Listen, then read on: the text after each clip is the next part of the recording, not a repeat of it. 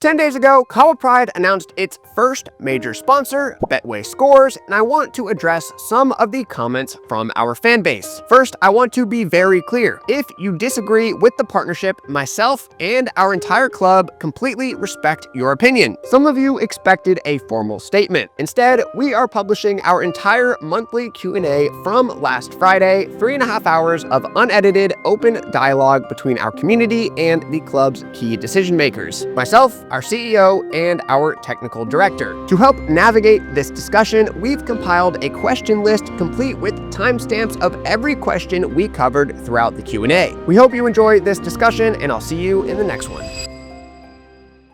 So who wants to go first? I can open us up and then head off. So just so that those that are joining us, see, we've got about 40 people in the audience. If you want to ask a question live, at the bottom, there should be a little like hand raise icon. You click that. The list will get pretty long. So we'll just go through first come, first serve. Looks like Consuela has requested. I'll just open us up to a few simple ones, jump right into some of the heavy hitters that I've kind of gathered from the community. Not to scare you guys, but you know, I've gathered a list from people that aren't able to be here. I've got like 50 questions. So if no one wants to ask questions, I can cover, hours and hours worth. So with that said, for those that haven't been to Kahawa West, which is pretty much everyone except for you three, unless we've got that Honduras guy in here. Can you guys describe like what's the neighborhood and community like in Kahawa West? That's definitely Otto. Go ahead.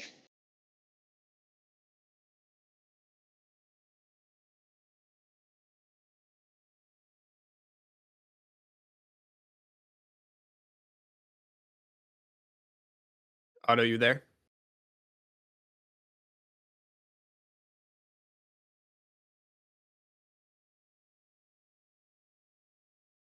Yeah, sorry. My mic was muted.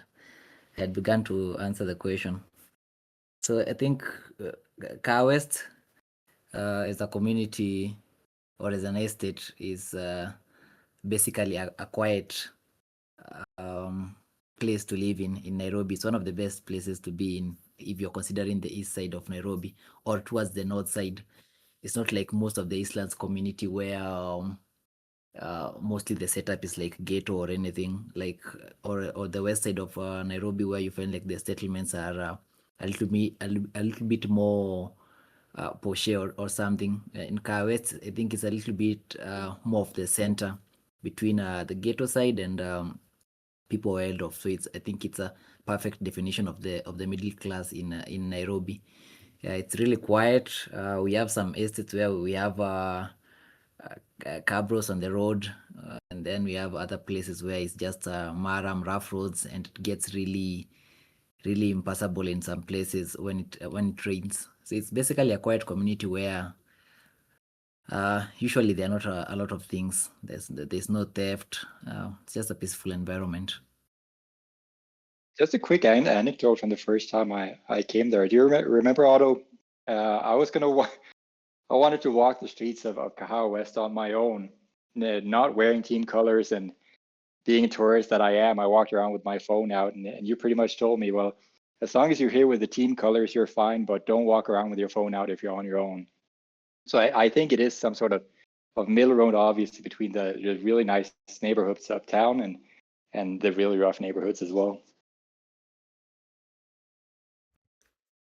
Interesting. Yeah. Thanks for answering. So we're about 6 matches into the season so far. Which for how long it's taken to play those 6 matches, it feels like it could be a lot longer. But with at this point in the season, how are you guys feeling? How's the team feeling with the on-pitch performance at this point?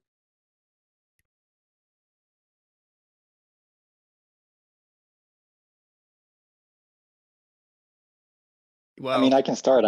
I've watched all the games so far. I'll follow you. Yeah.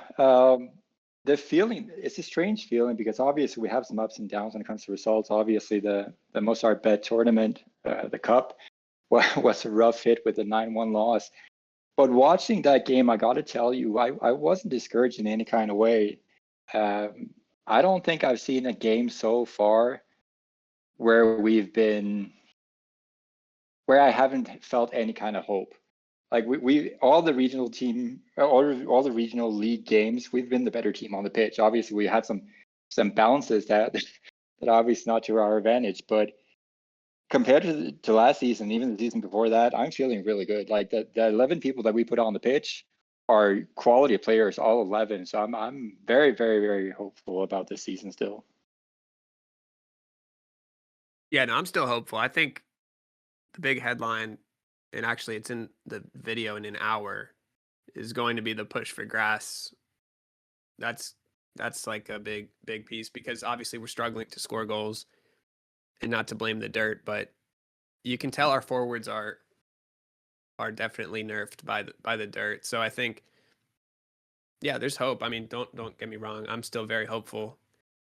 I just really we're the grass would be huge. So yeah, you guys will see in the video, but there are some updates there. Otto, what's your insight? I mean, you're obviously closer to the team. How are you feeling?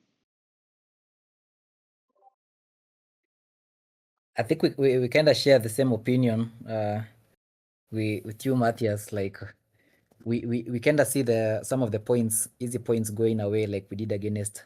I wouldn't like to give Terra as an example. I think the post was against us there, but again, I think we lost easy points against Magi, and as well as against Kamongo since it was a home match.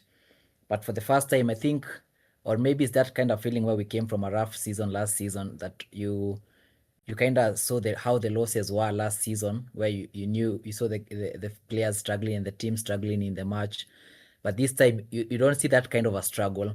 So this gives us an advantage that it shows that the team is compact and all positions are fluent.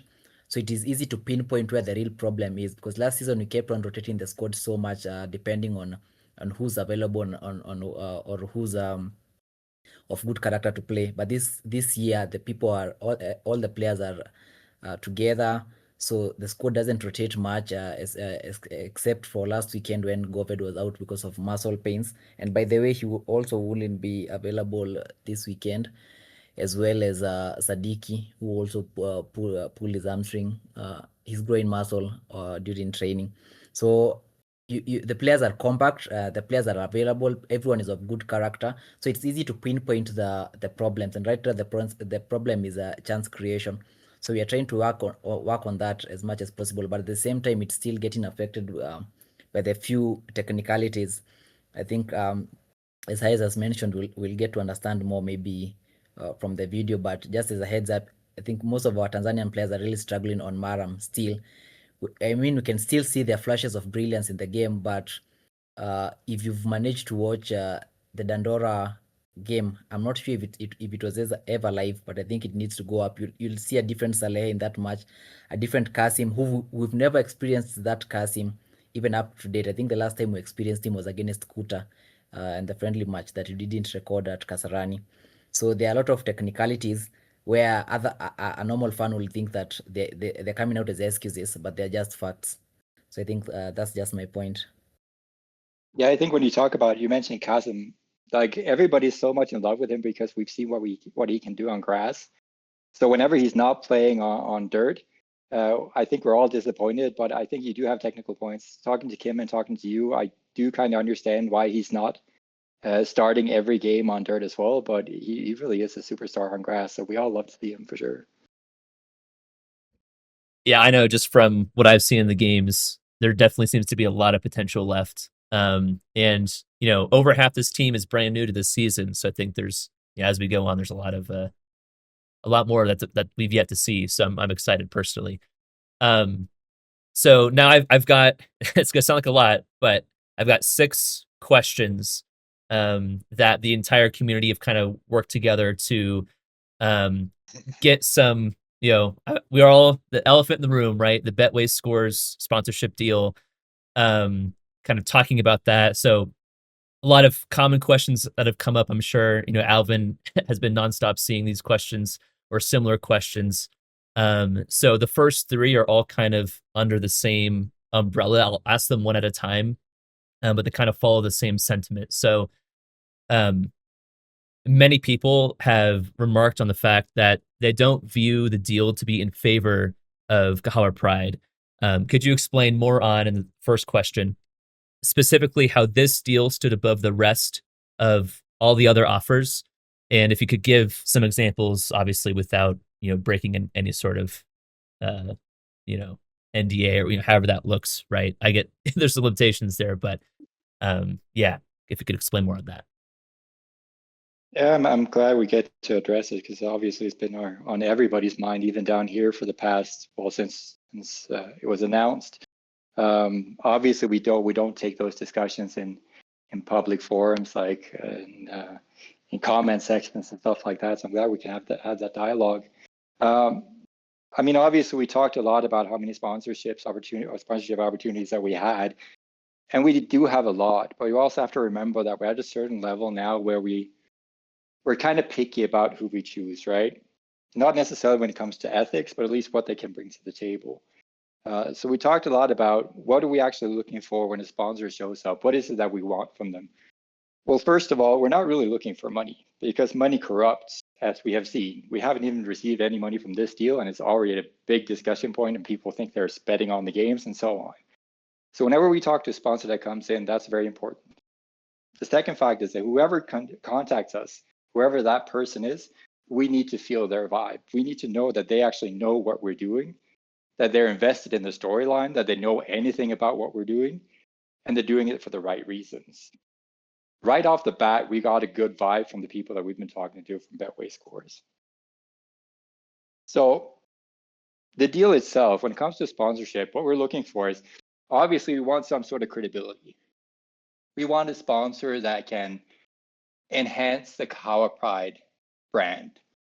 And I know that everybody has opinions when it comes to betting, but whether you like it or not, they do sponsor major clubs around the world. Like they're working with Manchester City, they're working with Arsenal, they're working with Fabrizio Romano. So whether you like it from an ethical standpoint or not, they do bring credibility to the brand by association with these major clubs, of course. The other thing we're looking for is the infrastructure. So we need a sponsor to come in and be able to bring something that we can't do ourselves. When it comes to this deal right here, there's no way that we could walk into Emirates. There's just no way. We don't have that key. We would never get that key. And our players would never get that opportunity. From what I know, a Kenyan team has never played anywhere on a Premier League stadium in the UK. So just bringing that opportunity to our players, a once-in-a-lifetime experience, our players get to go abroad for maybe the only chance they get, is of course something that we wanted to bring to them. We always said, whatever we can bring to our players that wouldn't be brought in any other circumstance, we're going to do our best to do that. And the last thing is obviously the platform. We want the exposure. So if somebody offers us, yeah, go on. No, you finish. Mine's a little different. Sure, obviously the exposure. I mean, if you have a big brand, whether we like it or not, we've had a ton of exposure from this deal, positive and negative. And I got to tell you, like, since we did this, Hayes and I and Otto and everybody that knew about this deal coming in, we were caught off guard. We thought we were doing something good that people were going to love, because obviously, if you're a football fan, you know that the betting culture is part of the infrastructure around the world around football. And we also thought that it would make a difference, that it actually is a live score app that we're promoting. We're not promoting Betway, the company. I absolutely understand the confusion or why people seem to think that the brand is already in there, so we don't really see the difference anyway. But we really thought that would make a difference. So we were completely surprised and taken aback by the backlash. And we've all had sleepless nights since then, because obviously we love our fan base and they did bring us to where we are. But we thought that this would take some of the pressure off them. If you look at the Kenyan Premier League, every other team has a betting company on their shirt. We thought that this would bring us the infrastructure that we need to sustain our finances, even if YouTube went down, even if Discord went down, even if we lost subscribers or whatever donations, whatever it might be. So we just wanted to ensure that all the people that we have on staff now locally actually had a safe bet to fall back on if all that collapsed on us one day. So there was nothing but pure intentions here, and the backlash is obviously hard to take. I mean, we all done this from the very beginning because we love the community and we love the team, and we just want to do right by them. That's all. And I know a common question was also, I made a statement saying we had hundreds of different offers. It was in the triple digits. There were a lot, but I mean, I don't know if anyone has been in a similar situation, but if you have something that gets very popular very quick, the quality of the offers coming your way, I mean, to put it frankly, it's a lot of garbage offers. I mean, we're talking just nothing like, it's not like we had big, huge, awesome brands that, were begging to partner with us. It wasn't like this. It wasn't like that at all. So, you guys don't see our email inbox, of course, but just to clear that confusion up, because I saw that question a lot as well. I think this next question will get into the ethical side, which I think a lot of people want to hear, your guys' opinions on it. So why did the staff feel like this deal was worthwhile considering the stigma that surrounds the gambling industry? I think that depends on context. Like the stigma does tend to pop up, but it kind of depends on what culture you're in. If any of you actually followed the reaction on Kenyan social media, it's been completely different. If you go to Facebook, where most or Kenyans' reactions have been, legacy media, social media, influencers, everybody's congratulating us. I think that's what we kind of expected. So we didn't see the stigma because we're in that infrastructure, we're in that ecosystem already. So I mean, obviously, what we're afraid of and what we were afraid of is opening the books. Like we don't want betting on our games because you don't want to the integrity of the game needs to be there. So that's never ever going to happen. And we told them straight up, that's never ever going to happen. We want to make sure that if we win games, it's because we deserved it. That was our fear to begin with. We never thought about the ethics concerning betting as it is, because we already exist in that infrastructure where it's not only legal, but they do run most of the teams, not only here, but around the world, basically.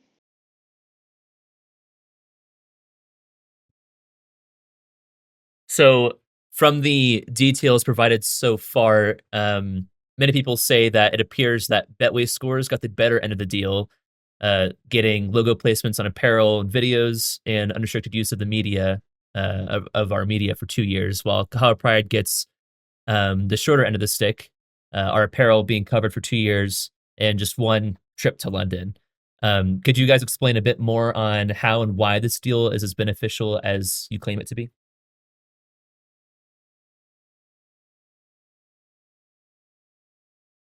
I mean, sure, it's quite difficult to put a number on what exposure in the Kenyan regional league actually is. Like, of course, we do have the viewership. Of course, we do have the fan base, so we do add some sort of value to them. But do we add as much value as they already get from Arsenal, Manchester City, or Fabrizio Romano? Of course, we don't. So we had to take into account that obviously they are bringing more to the table. We're not only thinking about what we actually get now. I mean, we're trying to build a relationship with not only them, but Ava as well, a long-term relationship that does take us all the way. So, I mean, it's not supposed to end here. That was never the intention.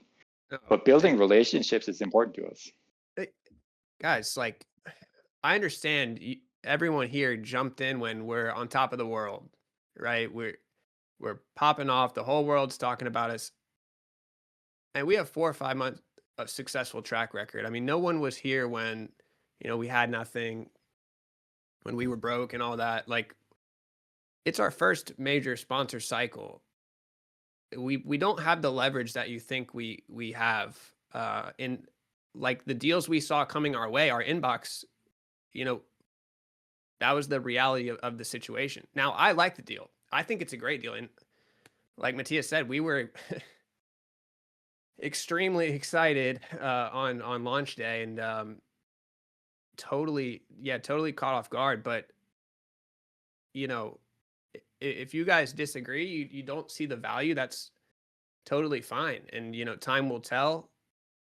We'll look back on it in a couple years, and you know, we can have our opinions then. But yeah, we see the value. We think it's special, and yeah, that's just how we feel about it. I think that's the thing as well. Like people have been jumping in probably since September. I don't think a lot of people here has been engaged for longer than September of last year. And in September of last year, we were completely broke, 100% broke. We didn't have the YouTube channel. We didn't really know what we were going to do. We only knew that we were going to invest our time and our own private money for at least another year. That's all we were going to do. And before then, it was even worse. I talked to Otto this week, and he reminded me like a couple of years ago, like we couldn't afford to pay for our balls. We couldn't pay for our transport. We couldn't pay the referees for games. Like we've been in a bad spot. So the fact that a major global company comes in and tells us that we love what you've done so far, and we just want to be part of the story. We just want to make sure that you get what you need to keep this story going and give those boys the dream that they deserve. Of course we're going to listen to them. Of course we are. Like the compliments that it takes from somebody that big to tell us, a small regional team in Kenya, that nobody watches. You can't sincerely say that any of you knew anything about Kenyan football before any of this. So them coming in and actually paying attention to what we do in a country that nobody pays attention to when it comes to football, we did that. Like that's a good thing. Kenya thinks it's a good thing. Kenyan football fans love it. Everybody here is talking about us, telling the FKF and the Kenyan Premier League teams that they should look at how we work and how we do business, because we're bringing in sponsors that no other team has, because we're running at a profit when no other team does. We're doing good. We made good decisions. You might not like them all, but it brought us this far, and we're in a good spot. Okay, so from my perspective, I think before we go to the next question, it's I think as kids we grew up thinking of such sponsorships, like as been explained before, about the difference in the ecosystem. Because if you don't look at maybe the comments from the, let's say from the, is it the American or the European market, you find that like any comment that is coming from the African community, the East African community, I think, and the Kenyan community has been very positive. And even when we got wind that Betway had reached out to us, we were really excited, because this is our thinking as people in the professional industry of football, as people who are football administrators. Of course, these are the kind of deals you want to go with. And even if even when I watched the episode when it came out, and you saw how Hayes had arranged the contents of the clubs, it was out of like how people would have been happy seeing the big clubs and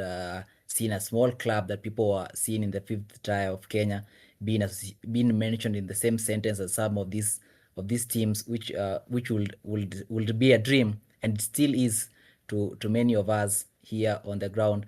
And I know many are thinking like we are here like to justify the decision, but it's not at all. Like we've come from a place of struggle, and you see that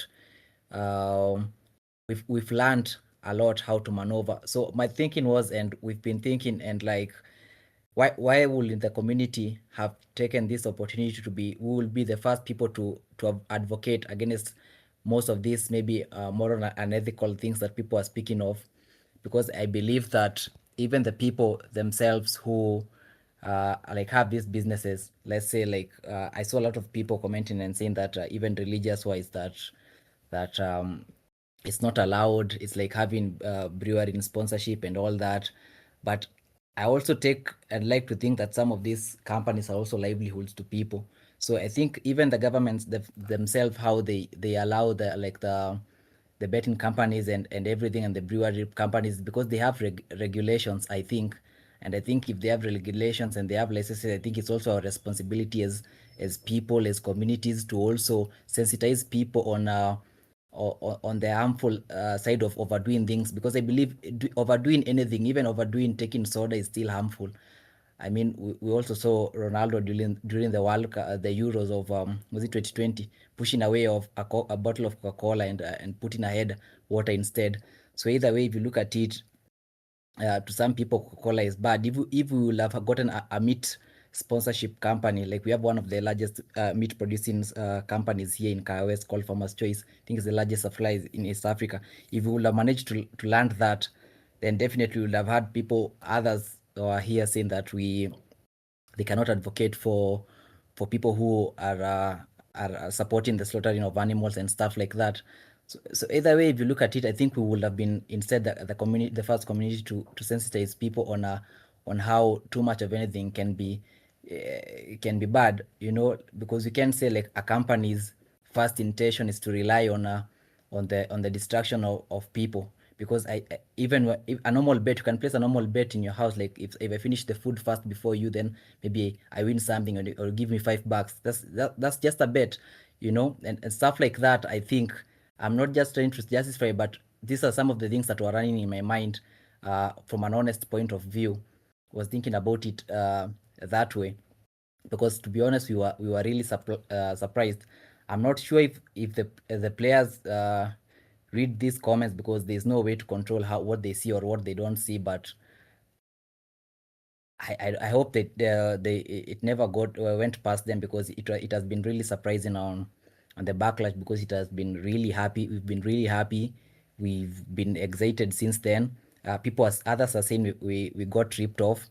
I am a football administrator in the federation, and I believe that no sponsor can come on the fifth tier and give out a lot of like what people are assuming Betway scores can come to this platform and give like that huge amount of money. They wouldn't do that. Most of the sponsors at our levels that we are getting, I believe, are sponsors that are offering uh, experiences rather than a monetary value. Because even when we had Vio like didn't give us any a lot of monetary value. I think they gave us a subscription. We I got think they gave us $1,000. $1,000, yeah, $1,000. which I think we also used to get.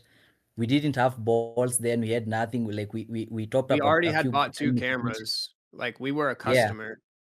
Yeah, yeah. we paid for the So we were already cameras a twice. customer. I think they paid for subscription and stuff like that. So we were basically back to Mathias getting his own pocket, highest supporting where he can at that particular time, and obviously the staff also holding themselves together where they can. We've come from a place of contributing to even have at least 3 match balls where we can give the Lionesses one ball, Mapogo one ball, and the Alphas one ball. And then these 3 balls later will be used by the whole academy to train. So when we get such sponsorships, these are exciting stuff, like for the community. And even if you get into the Twitter and Kenyan community right now, how people are talking about this club. They're basically talking about how Premier League clubs should learn from this club, should learn how the everything is so transparent and all. So I think, to be honest, no one will have gone to this partnership with an intention of pissing off the fans or anything like that. Actually, Ice, if you hear how you kept on insisting that we wait for this episode, we were really excited to show you how much everyone's effort has gotten to this particular place. Yeah. So I think I'll stop there for that. Yeah, thanks for all your thoughts. I do have 2 more questions, and I know we have a bunch of people with additional questions. And I've got other questions from other people, so I'll just ask these 2 and then pass along the floor to someone else for the time being. So this one, Hayes, this one's to you. If it wasn't going to be me, it was definitely going to be someone else asking this. How do you reconcile this sponsorship deal with the following quote that you've made in a previous YouTube short? This is quoting you from that video. Kenyan football leagues already struggle with corruption and match fixing, so I don't want to enable that by promoting gambling. Also, it's just not something I want our club associated with.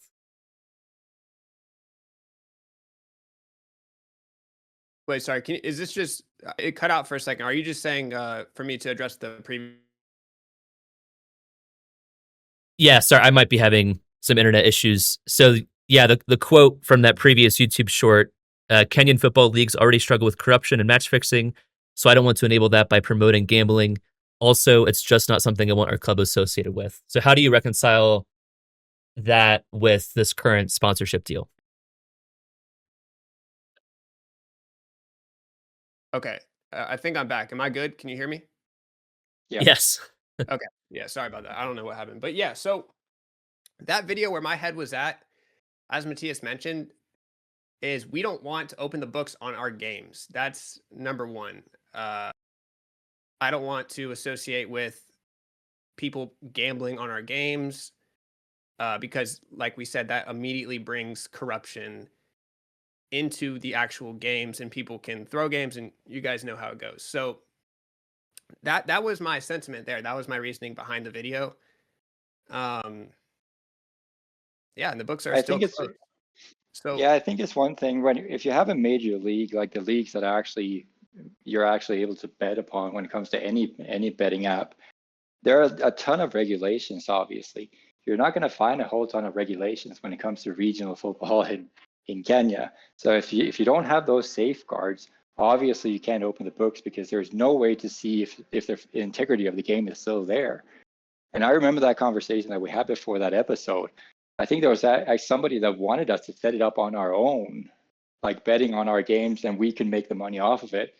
And obviously that's a huge conflict of interest. So obviously we couldn't do that.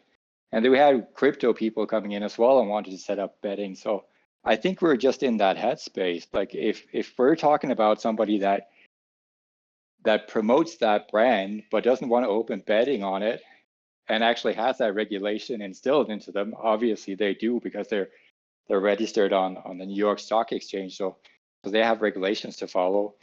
Some crypto betting guy obviously wouldn't have that. So I think that's the headspace that we're in at the moment. I don't think either one of us thought that Betway Scores would walk in and make us an offer without having us open the books. So yeah, that's the way I remember that. It's just a spectrum. Yeah, it's in my opinion. You guys may agree or disagree, but having the books open is different than having the books closed with a gambling adjacent sponsor. That's my opinion. So we don't want the books open. That's I would draw the line before that. But I never said we would never ever take any gambling sponsor ever.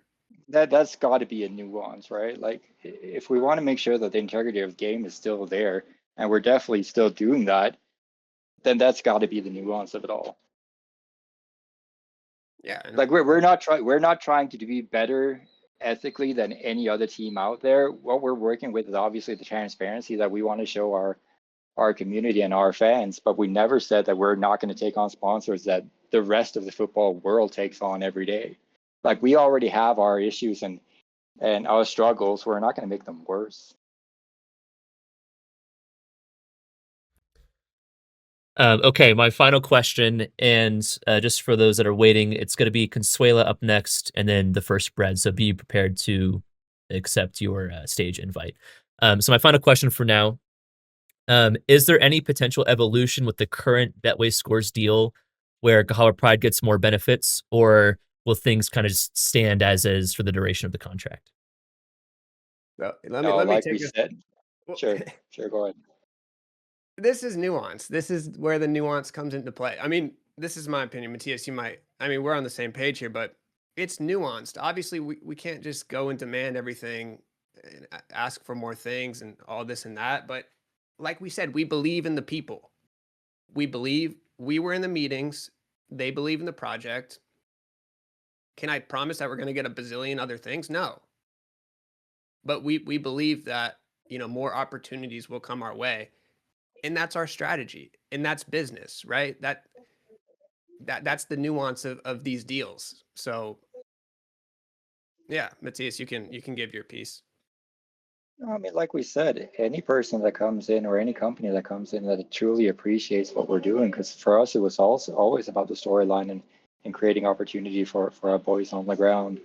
If people come in with those pure intentions, and we really do think that they have pure intentions, actually we know they have pure intentions because they have no reason to invest in us. Like, they have bigger markets, they have bigger clubs, they had no reason to. So they really did believe in the storyline that we had. And people that believe in us, whether it's Betway scores or if it's any single one of you fans on the Discord channel right now, I mean, you're all important to us, and we're all gonna. I mean, that's why we're here. We're listening to you tonight because we want to hear what you have to say. Because obviously, we know that not everybody's going to agree with every single decision that we make. Same with them. If it turns out that this relationship ends in a year and a half after the next season, then so be it. I don't think it will, because I genuinely think that they love what we're doing and they want to be a part of it. Not because they see some sort of profit angle, because there is no profit angle for them, but because they just like what we're doing and it's unique. Same reason you're here. Yeah, awesome. I saw a comment, so I lied. I'm gonna ask one more question, since I do think this is something I've seen pop up quite a bit that I think is important to address. A lot of people have said, I personally don't believe this, but a lot of people are saying that there's maybe, so with the apparel side of the deal, that there might be some money being shifted under the table, or JerseyBird is profiting off of this deal. Could you just talk about that? Hayes, I know you. No, Hayes, I know you want to take this, but I'm gonna have to jump in here. That's No. absolutely ridiculous. Hold on. Let's call who's got the question. Let's call him up. Well, I've seen this like in YouTube comments. People have mentioned it in the Discord. So the one that I saw made the comment wasn't like they don't think that. I don't think they just wanted that to be addressed, since they've also seen. Hayes, Okay. Hayes, please let me take this one. You shouldn't have to defend yourself when we all know what you're about. Like we said, when I came in, it was on a personal level. I helped out the club with personal funds and my personal time. When Hayes came in, he did the same thing. He helped out with his personal funds and his personal time. He stood to gain absolutely nothing. So even if that was the case, even if it was the case that Hayes as a company or JerseyBird as a company made something off of this deal, I don't see what would be wrong with that. He's just making his money back then in that case, but he's not. There's nothing in here that he makes any kind of profit from. And if you think it's some sort of weird that the deal is brokered between JerseyBird and Betway, you have to remember that every single cent that we made off YouTube has gone through JerseyBird. That's not the Kahawa Pride platform. That's the JerseyBird platform, which means that every single cent that he made off those platforms, whether it's Discord or it's sales or it's YouTube, every single cent has found its way to Kenya. So why are you not questioning all those cents? Why are you all of a sudden questioning it now? Look. I've been on the internet, obviously. I've been, in crypto. I've seen, right? We all know how things can go. Scams are everywhere. I get the criticism and the people, we're under a microscope. So, I'm trying not to take it personally, like, and get super defensive and whatever, but it's hard. It's that yeah, that one I mean, hurt, of course, it's hard. I mean, we've done all this from the very beginning. Before any of you came in, we've been doing this and we're doing it right. So when we keep doing it right, just because a big deal lands doesn't mean that we're going to stop doing it right. Like, the transparency is right there. You've seen all the videos. Like, there's no money going missing anywhere. The money's being reinvested into the club, every single cent. Like, I don't see, if you have a YouTube channel like Hay does with JerseyBird, and he created it from scratch, and he doesn't take a single cent from it, don't you think that's wrong? Don't you think he's entitled to actually make some kind of money off of it? He is the creator after all, but he's not. So questioning his integrity is an insult to everybody that works on this project. Every single player, every single employee. Obviously, let's explain exactly, my day to day, my weeks for the past since September, I guess, going to Kenya. I'm putting in a lot of time, and we get great exposure from the project. Don't get me wrong, we're getting value from the project.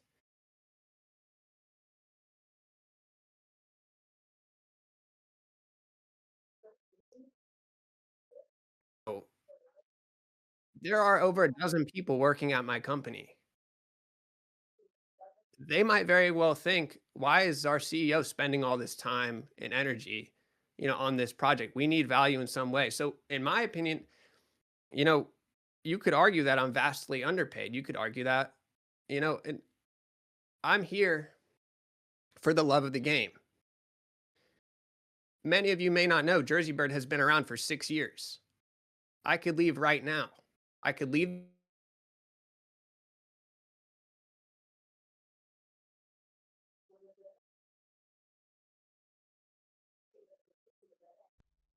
I think you cut out at probably the. It's like, really? You know what I mean? Really? Like, in 4 months down track. Hey, I think your connection is really bad. Down to hurt.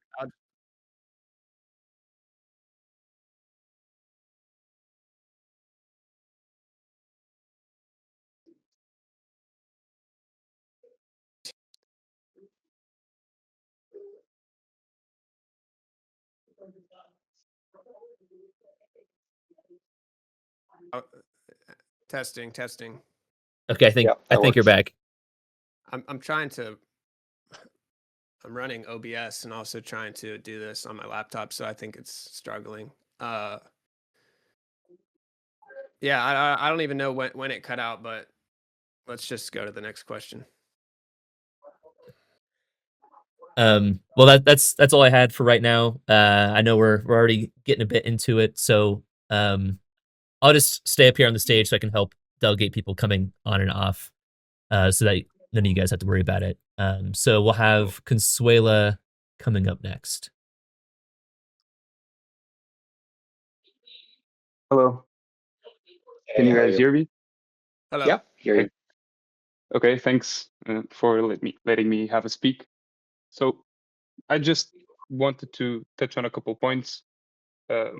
So I think one of the things that Hayes mentioned in the Discord after the reactions from the deal was that, well, the club right now is living a lot on its momentum, so having a lot of views on YouTube, donations, and so on, and those things could be not long lasting. So we could be talking about the team having bad results, and on a couple of months there is no longer so much support. So obviously the club needs to have other types of money flowing in for some reason to keep afloat, and that's why one of the reasons behind the sponsorship deal. But I find it kind of odd as a justification, just because, well, probably when people at the club made this decision, they weren't expecting it to backfire, so to have this type of backlash from the community. But for example, one of the things that could have added a lot of value for the sponsorship was certainly the trip to London. But just as an example, now that support is drying down a bit, so we could see that on the last videos, so less views on the last live stream had like half the views of the previous game, much less donations. So I don't know if it kind of makes sense to justify this decision of sponsorship as a way to guarantee the future of the club for the next 2 years, when the sponsorship deal doesn't even involve any money at all, and ended up having a negative effect in support for the club that would be very positive, for example, for the London trip. Also, quite don't understand why the people at the club who decide were so against a new sponsorship deal having money involved. I think Mathias said money corrupts. Well, I don't agree with that position there, and don't think that would make sense for this purpose still. So if you guys could clarify on that. I understand that infrastructures are really important right now. And I think, for example, the Ava deal makes sense, and still the Betway deal makes sense when we are talking about the shirts. But well, I don't understand why you guys wouldn't want any money involved in the deals. Sorry if this was confusing and I mixed up a lot of things, but well. Oh, no, it's fine. It's fine. All right, let me take this one. When I said that the money doesn't make a lot of sense, is because if you watch the finance videos that we have, you kind of know the amount of money that we're spending at the moment, right? I mean, we're spending about 2.5 million shilling a month. Any kind of sponsor that comes in with monetary value is not going to be able to do much about that. I mean, there's no company on the planet that looks at a regional team in Kenya and thinks that we're going to go ahead and invest 2 million shilling into that team every single month. So monetary value is short term. We can pay a couple of people's salary once or twice, but after that, then what? So the infrastructure that this deal with Betway Scores brings in, obviously we think that the trip to London, with all that exposure that it brings, is going to create a chain reaction where hopefully more sponsors are going to give you to our story and be interested in what we do. So obviously it was an investment, not a short-term investment, but a long-term investment, hoping that it's going to pay off in the long run, and we're going to be able to bring in those monetary sponsors as well. Obviously, the reason we're talking about that money corrupts is because we talked about, like many of you thought, you think it's a betting sponsor. A betting sponsor that brings in money is obviously going to look bad. We didn't want that money. We didn't want that money from Ava either. Ava doesn't even pay money to any kind of club, any kind of sponsorship. So obviously we're not going to ask that. We're thinking long term. We want relationships, and we want to make sure that we have infrastructure and credibility and exposure that make sure that this project goes on long term. We're not looking at just paying salaries for next month. We want to ensure that we actually go all the way. And to go all the way, you need relationships, not petty cash. Connor, can I just ask a quick follow-up question and then I'll be gone? Sure.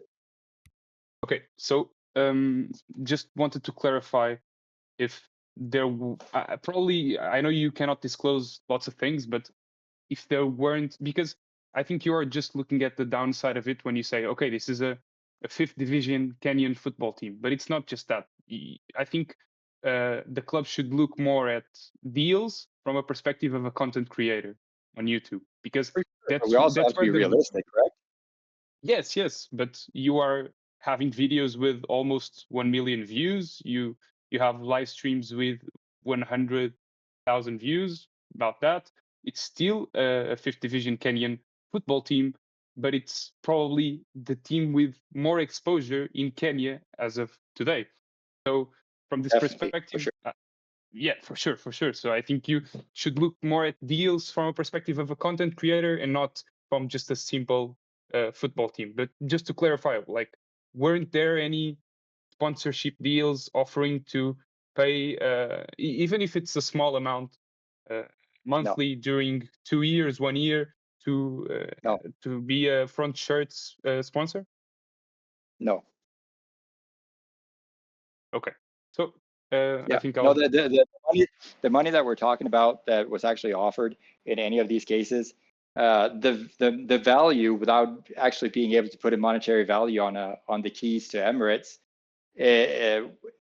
this is about 500 times bigger than anything that we had in our inbox. I mean, knowing now what we had in our inbox, not a brand that any of you would recognize. Small businesses here and there that want to help out, of course, but nowhere close to the value that we're looking for on a shirt now. I'm not sure what I would have done different, and I'm not sure what any of you would have done different. Like, obviously, we need to put something on the jersey that actually brings attention, and this is without a doubt, without even a little bit of doubt, the absolute biggest deal that was in our inbox, without a doubt. I mean, obviously, we still have spots on our jersey. If we had a company that we thought could bring the exposure and the credibility to us that we want, we wouldn't have those slots on our jersey. Okay, Connor, I think I'm gonna give the time to the next person in line.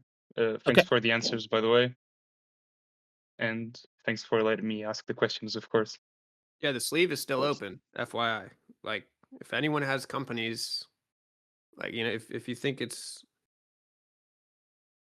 that simple, I mean, I yeah, I mean, I like love the confidence, but if we do have that confidence, then where are the sponsors? Where are they at?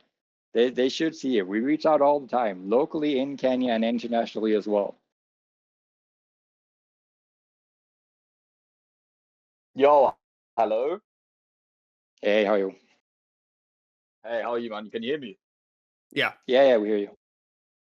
Sweet. So I've got two questions. So I'll keep it nice and short. The first question I have is obviously, you guys were expecting a much more positive reaction from the European and American markets to this, and obviously, I was just wondering, really, is there a break clause in the contract just in case, like, say, 'cause I doubt you guys are going to back down, but say if you guys were to back down in the future and you said, oh, like the hate is too much, would you guys?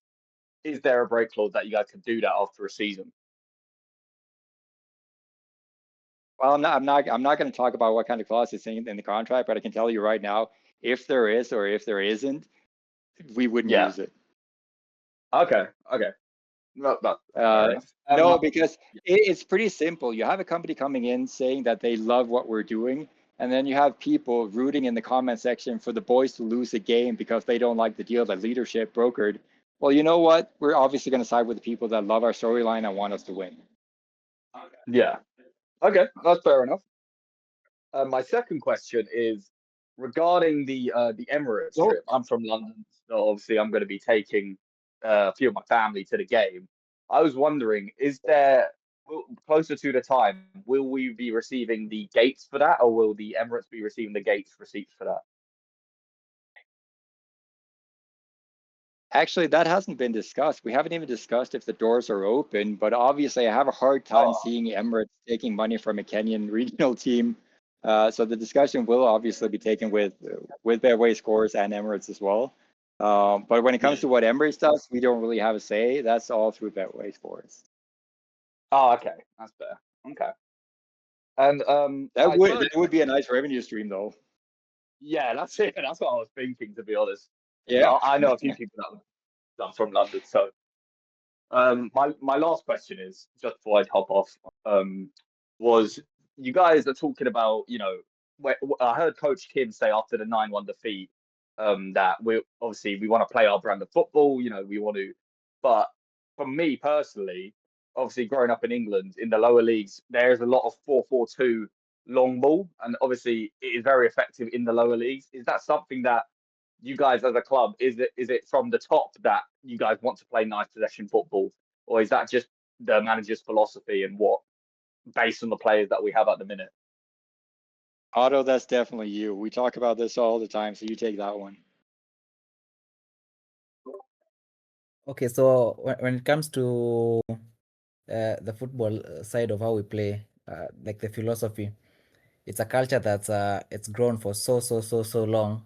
We've had so many top players come out of our system because of how we play. Remember, at grassroots football, I know maybe you've given an example of the lower leagues in England, but you have to understand that the lower leagues in England and our tiers are completely different, because in the lower leagues in England, you find that after the fifth tier, you guys have all called the others the Sunday leagues and the amateur football. But here we are considered as amateur players, but the league itself, the players themselves and the teams themselves carry themselves in a spirit and in a hope that they will get to the next top level. So whereas we have just 2 tiers below the regional league, we don't have any league where we consider that the Sunday league or amateur league. So you find that our philosophy isn't based on such a kind of a system like in England. I think our intention mostly with our culture was to ensure that we have a philosophy and a system where players get the balls, have touches on the ball severally, because you're trying to play like a marketable football where you can really see what the players are doing. Because if we were to sit back against Moranga, because that will be the obvious. That would be the obvious, like sit back against Moranga, let them play, try to break on the counter. Like we are going into a tactical competition with people who already have tactical experience more than us. We're trying to basically play in their game when we could play at ours. We could basically show where our technical levels are at. We could basically gauge ourselves if we were a bigger team as they are. where we would like to play in our own system and see where the gaps are in our system, because where the gaps are in our system against Morangasil, they aren't against the lower teams here. And remember, everybody is developing, including the coaches. We've brought this team up. We've grown it within this team up to our leadership positions. So we've done basically everything that has led us to this particular moment right here. So we're not ready just to change our system because we are facing a Premier League club. We faced numerous Premier League clubs previously in friendlies. Even the Kuta team we played and drew 3-3. We didn't change how we played. It's surprising that we drew 3-3 with them, but they went ahead and won their knockout match and we lost ours by a huge margin. Actually, Kuta beat Morangasil in their friendly match against them, and we drew 3-3 against them. So it doesn't really. I love that, Daniel. I love that game. That was the best game we ever played. That was absolutely fantastic. I'm so sad we didn't get it on video. Yeah, so we can't like cower and give too much respect to the opponent, and make us inhibit our own players to showcase their technical ability, their quality, and everything. So our philosophy is basically structured by the level we are at, and our mentality at this moment is that we are a grassroots football entity, and we are doing our best to market our players. So because if we market our players and if they go out, we get a certain higher chance of bringing even better players than the ones that are currently here, and the cycle continues on and on. We'll play the tactical game when we get there. Okay, that's fair. It really is a balancing act between the results that we want to get, and we also want to ensure that our players show their abilities, so that if somebody is scouting them, they get that opportunity. So that's just the balance that we're trying to find. Okay. One last question, just to follow up on that, is obviously this season, coming into the league 2 weeks late, having 2 results basically chalked off, and obviously, having basically a whole new squad. Is there like a goal to be promoted, like, I don't know, say a longer term goal to get to the Premier Division, maybe 10 years, or do you guys not quantify that? I mean, that was a dream. I mean, obviously, when Hayes said it, there was some sort of hyperbole in it, because it's not an easy role. Like playing in regional here with the pitches that we have here, there's a lot of chance to the game. Like we all saw the last game, and we all know that we should have put away 2 or 3 goals in the first half if the balance was right. So obviously, chance is going to play a major part. So we can't promise anything when it comes to the Premier League. But obviously, that's still our goal. Like we got some of the best players around, the young players, right? Yeah, just to comment on that. How's my audio now? Can you guys hear me clearly? Yeah, we can hear you. All right. I'm probably the most optimistic, or I guess like maybe naive how hard it is to get there. But I honestly do expect to get there. Like maybe I'm new to this, but that's my intention. Like that's my goal for sure, is to get there and beyond. I mean, we don't need to get into what comes after the Premier League, but maybe you guys would laugh at that. But no, I expect to be here for a very long time, like make it a, entire career, see how far we can go and really, really make history. That's my mentality on it. No, you're definitely the dreamer. I have to talk you down all the time. You're still expecting Ronaldo to show up next week because I have her, so right? Well, I want a Champions League. I I know no Kenyan club has ever won the Champions League in Africa. So I think that would be crazy. Yeah. Anything can be done on a 30, 40, 50-year timeline. Anything is possible. Of course, yeah. All right, I'm going to leave the stage, guys. Thank you for having me. The next speaker. Thank you. You're going to show up in London for sure. We're going to see you there. Yeah. I'm coming. I'm pulling up. I'm bringing my brothers. Cool. Oh, lovely. Looking forward to it. We're going to sell out the place for sure. Be the optimist. Ever the optimist. Yes.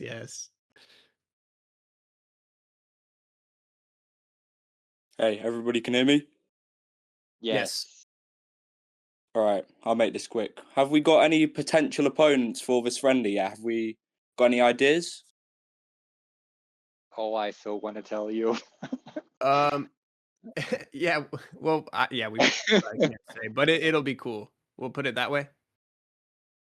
Yeah, let's just. I mean, we're not going to say what's actually being discussed in those discussions, but it is going to be players that you've heard of. Let's just say that. So to a high standard, would we say? Yes. Yes. Sure. Yes. Yes. Yeah. Yeah. All right. Concerning the backroom staff, are you looking to expand right now? When it comes to what? our staff. The general backroom staff, like physios. Oh, well, this will be in a video soon, but the staff has actually expanded a good bit.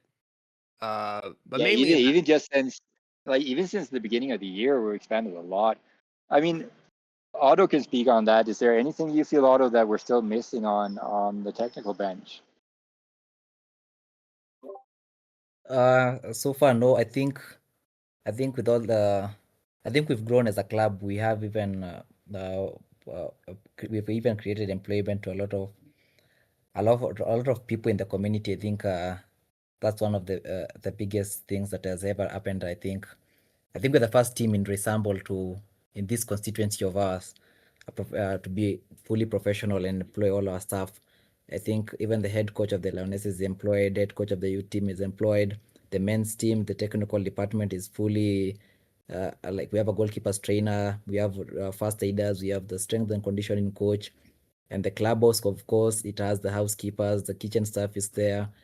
The media team is also was recently added a head of media who has been active in the Discord, Alvin, and he also has his team. We have two reels guys, we have two YouTube content creators, we have an official photographer, and obviously all these people are people who've been in the club for a very long time. So I think seeing people benefit with all this, I don't think at this particular moment there's any need for any additional stuff. Yeah. Yeah, I think to be completely honest, I think the only worry that Hayes and I and Otto ever had when it comes to the backlash is we don't mind the hate. We don't like we don't mind the differentiating opinions. Like that's not a problem. But the only thing that we worried about, obviously, we have local people on staff, and that salary comes from you guys. Like the YouTube channel has been paying their salary, so obviously that worried us more than anything. I mean, if you're not liking the club, if you're not liking the storyline anymore, if you're not wanting us to win games, it's absolutely fine. But of course, we're going to worry about the staff. Like we're employing a lot of people, and we're responsible for them. So that's been our major worry for the past week, and we just want to ensure that we can keep them on staff and make sure that we still employ all these local people in the community. All right. This is my last question. Concerning the youth team, is there anybody potentially who could be moved up to the men's or? Otto, Chris is coming home, right? Yeah, Christopher Ndungu is on his last year of high school. He's one of the top talents we have. Yeah, it'll actually be interesting to see if we can really tie him down before any other Premier League team gets to him. But yeah, that will be one of the youth team players whom we'll be looking to have up on our rosters. Karani as well, the goalkeeper, came straight from the youth team last season. He was the first keeper last season from the youth team. So of course we still are trying to maintain that policy where we know we have to invest in bringing in competent and ready players who can compete.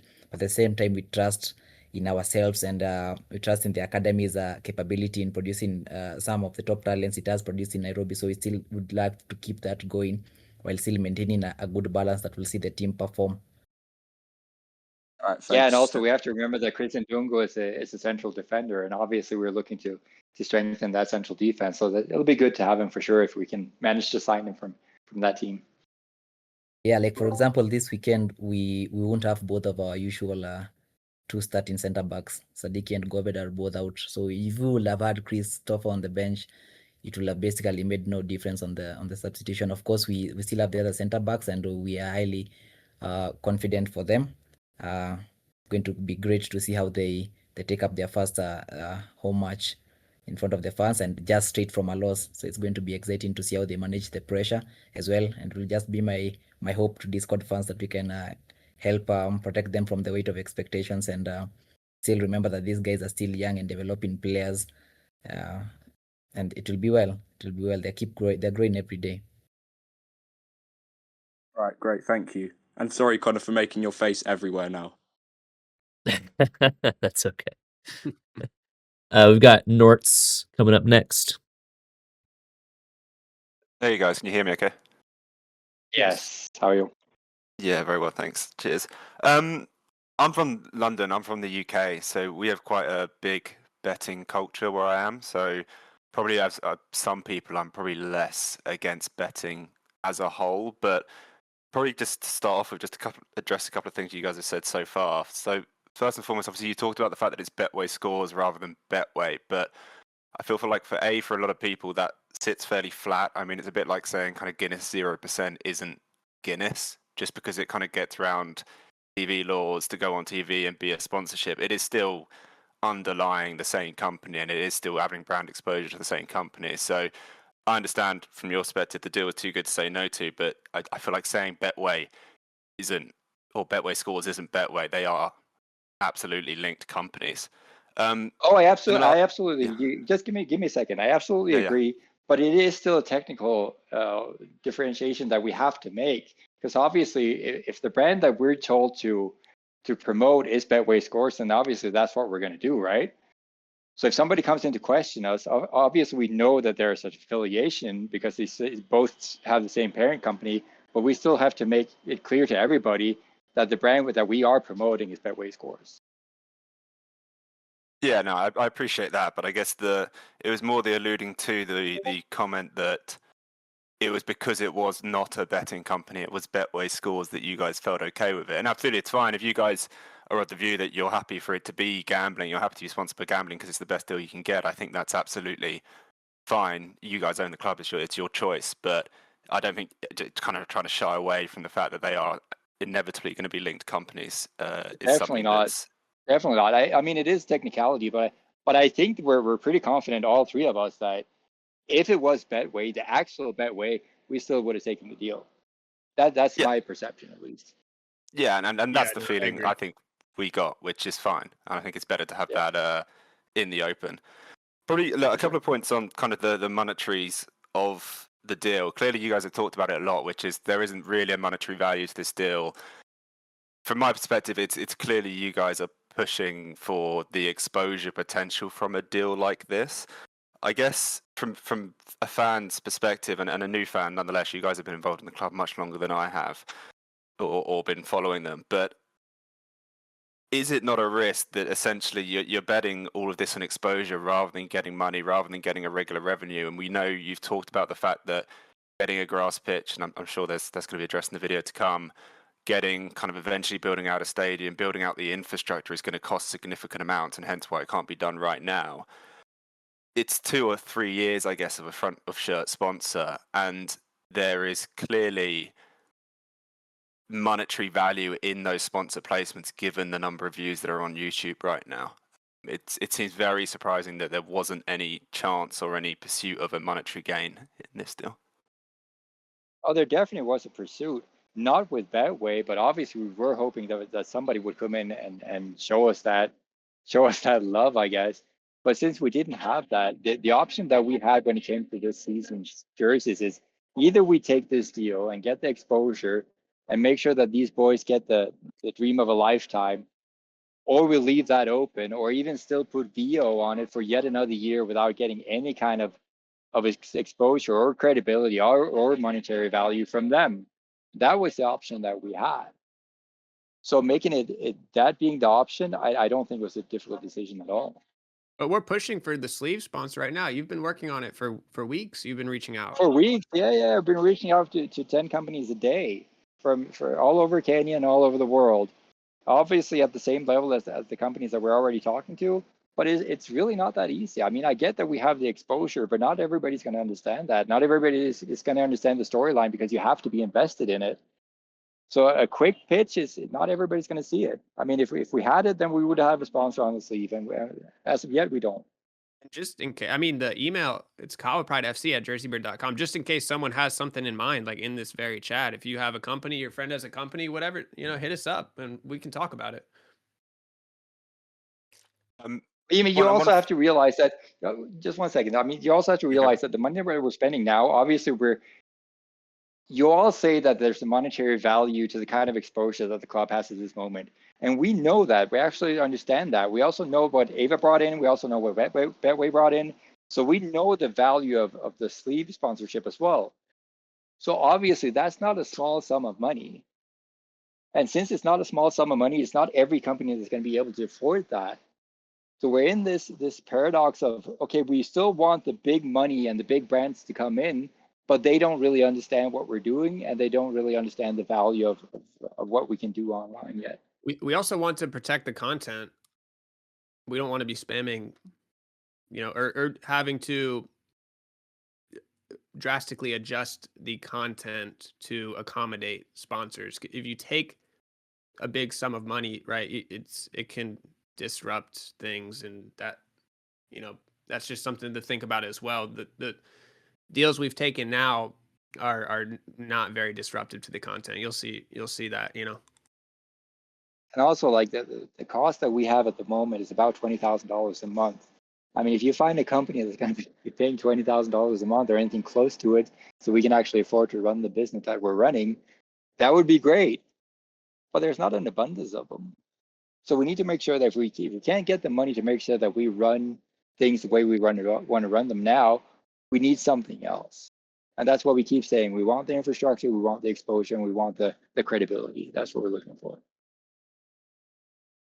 Fine. No, look, I understand the viewpoint you guys make, which is, I guess, the monetary offers, and please correct me if I'm wrong, the monetary offers weren't at a level that would substantially change the club's finances.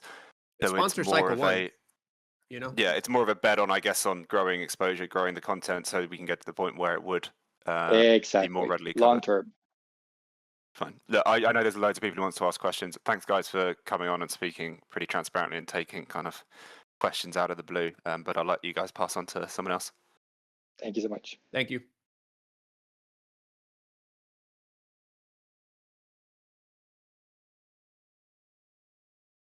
Hey there, fellas. Can you hear me? Yeah, we hear you. Yeah, Awesome. yes. Appreciate you guys taking the time. North, I thought that was well put. Appreciate you. I forget if we're live currently right now. If we're not, shout out to everybody who's watching the video. This has been an awesome project that you guys have taken on. It's been fun joining you guys on the journey. I'll do my best not to mince words too much and just be super direct. Same type of elephant in the room type question. But anywho, so this Betway, I'll specify Betway scores. Betway scores deal. Primary placement on kits, logo placement on all social content, which is the part that I was mainly paying attention to. Betway in return, covering the cost of producing kits, apparel, and a trip for the team to play a friendly in England. Obviously, a lot of backlash immediately after. Me personally, I honestly, maybe this was the same experience for you guys. I didn't understand the extent of the stigma against gambling globally. But clearly there was a big response there. My primary concern, and I think that Nort's touched on it a little bit, was the return from a club investment standpoint based on the deal. Based on the slot we gave away, logo on the kit, and especially more importantly, logo on all digital content, it seems like this is far and away the most valuable sponsorship slot that we could potentially offer to a brand. And the return being kit fees and the trip to England, apart from whatever excess was taken by ownership, which, to clarify, by the way, you guys have made huge personal investments in this club. I think that you guys you guys deserve the fruits of your labor. The only qualm was over the last couple months, the identification as the People's Transparent Club and the donations therefore in that guise, maybe there's a hope for a little bit of a look on where the excess is going. But once again, you guys are owners. You've made personal investments to the club, so that's your right. Let me just jump in for a second. When you say the excess, what are we talking about? So I don't know the monetary number specifically, but looking at the publicly available information on how much the social content is grossing, being the primary sponsor on all of that, it seems like it should be covering more than the kit fees and the trip to England. Okay, let's break it down. What kind of value would you put on that exposure? On the exposure What kind of value would I that put on the Betway's, exposure? yeah, on the exposure that Betway Scores gets right now from us, what kind of value, monetary value, would you put on that? I can't give you a dollar amount, which is a great point. I would ask you, what do you think the disparity is between Betway Scores and VO in that case? The disparity is about let me see here, about, is it 50 times more monetary value? If we break down exactly what the monetary value is of bringing an entire club, putting them on a plane, flying them to London, putting our accommodations and giving us the keys to Emirates while filming it all for a documentary by a team that's been nominated for several prizes through Betway, I can't put a monetary value on that. All I can say is that the joy that I saw on our players' faces when they heard that they're leaving the country and leaving Africa is absolutely invaluable. No, that makes sense. Considering that we had absolutely no options, then it makes this very, very, very easy. What do you mean you had absolutely no options?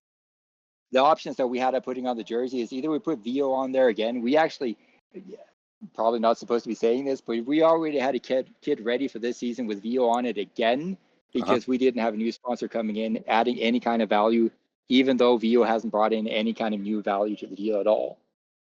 Sure. Yeah. So definitely. we were ready to run out into the field with no exposure, no value on our jersey at all. Everybody keeps talking about the value that we have through exposure. That value is only valuable if somebody wants it. If nobody wants it, then it's worth nothing. So then cross-referencing that with the sponsorship potential claim that was made in the original video of there being supposed like hundreds of or three-digit number of sponsorships, the claim is then that none of them were of any monetary value.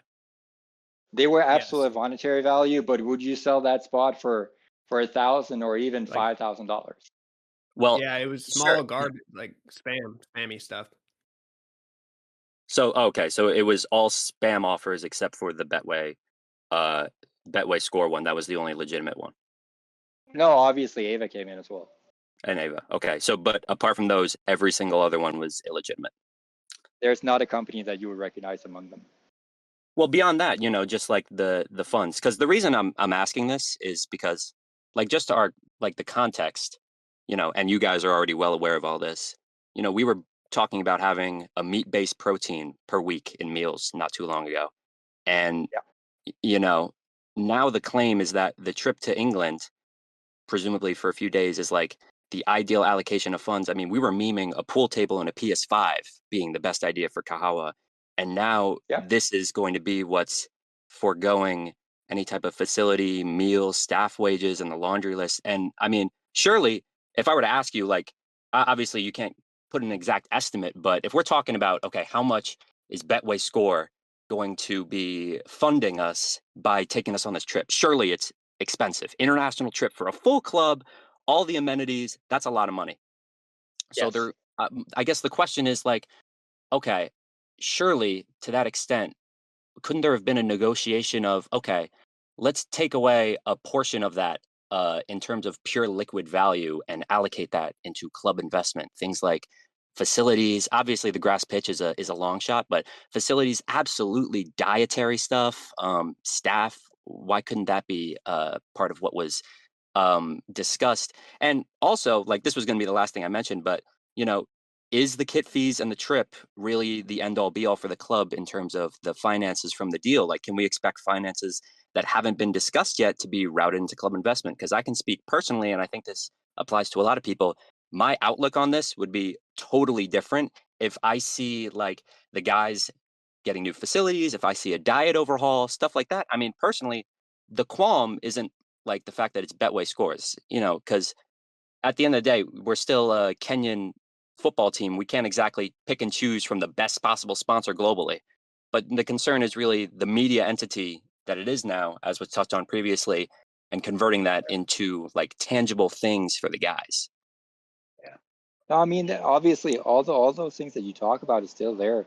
Like the overhaul on our dietary needs has already been there. We already talked to our strength and conditioning coach and our team manager and the kitchen. So that's already being put in. It's not like we're Like if the option was between, do you want the monetary value of this trip or do you want the trip?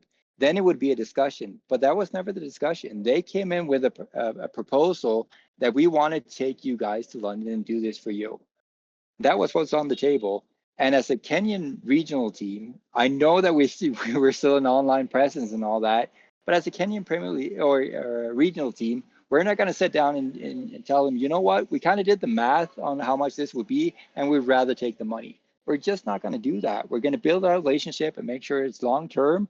And nobody's saying that there's nothing else in this. Like we said, we think long term all the time. We want to make sure that we build this relationship and that we get something more out of it, obviously on our way to the Kenyan Premier League. I mean, yeah, just to add to that, we are betting on the future. Like I said, we'll look back in 2 years and we'll see what happened, right? We'll see what happened. You know, we're confident it'll lead to greater opportunity, but time will tell. I mean, that's all we can really say right now. We can't, see the future, but that is our strategy. Definitely. And just I mean, to clarify then, even like if they're, yeah, go on. go ahead. Sorry. No, go ahead, please. Yeah, even if it was money instead, like we said, that would take care of about 2 months of operations for the team, right? And then what? Then Betway would have been like, you know what? We already paid what we're supposed to pay, so that's it. Just give us the jerseys and then we're done. Now at least have something that we don't know what kind of exposure that trip is going to bring, but we know at least it's going to bring something to the players that they dreamt of for their entire lives, pretty much. Sure. So then the consensus amongst you guys is that whatever type of monetary value the deal would have had for the guys, whether it's covering expenses for 2 months or however much you want to compound that over a 2-year deal, however much that would add on a monthly basis, that value is outweighed by the value of the trip to London. Yes, I mean that's the investment, and those are the thoughts that we've had all along. Like the investments that we've made has always been long term. Like the reason that I spent $2,000 to get jerseys from JerseyBird for a team in the Kenyan Premier League or the Kenyan Regional League is because I knew that it brings some attention to a team that wouldn't get attention otherwise. I could have taken those $2,000 and paid every single player on the team, but I invested long term instead, and it turned into a relationship with Hayes and JerseyBird. And that's just kind of the way that we've done business since the very beginning. We invest in long-term investments and relationships, and hopefully they pay off. We believe in our ability to build relationships with people. If they come from Betway Scores, if they come from Ava, if they come from JerseyBird, we've done pretty well so far. So that we're just going to keep doing that. That I cut out, but I heard you talking about the JerseyBird thing. I mean, that's a very good parallel. Can you guys hear me? Yeah, loud and clear. Yeah, like that's actually funny you bring that up. I mean, that's a perfect parallel. Imagine this was 2023. Yeah. Yeah, you're out again.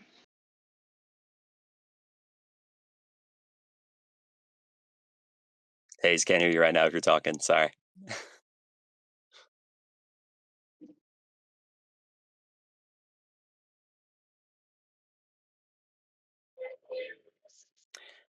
Until he gets back in. No, I saw. Oh, you're back? There he is. OBS is cooking my laptop, trying to run Discord. I've been there, man. I feel you.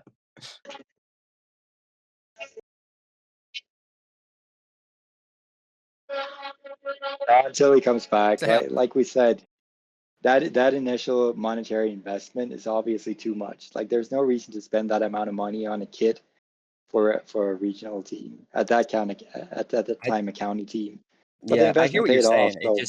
I can't help but feel like it comes off a bit redundant. Like, isn't anything better than nothing? And when we're looking at things like basic essentials, like food, like housing, like staff wages, like things that are going to keep the guys strong and healthy, I feel like anything's better than like foregoing it.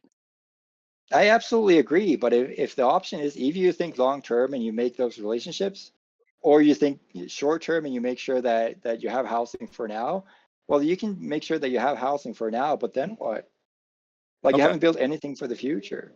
Yeah, that's true. So you believe then that the Betway Scores partnership is going to raise eyebrow or is going to get the attention of other large sponsors. So when you're up for renewal, then you're going to have a better pool of people approaching you? Oh, I mean, no pun intended for sure. I'm betting on it. Okay, but you don't think that these people would have already had their eyes caught by the social presence that we have, that being our main selling point? If they do, they're not talking to us. Okay. Yeah, I'll wrap up pretty quickly because a lot of people are here ready to talk. I think I've said most of my piece. Two things I want to end on. Number one, I mean, you guys, at the end of the day, you own the club. What I can say from a personal standpoint is if in the future there were videos about like, oh, here's an update.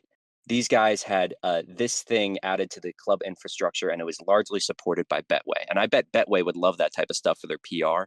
But like things like that, like tangible, impactful things in the club beyond the trip, things that's going to affect their day-to-day life.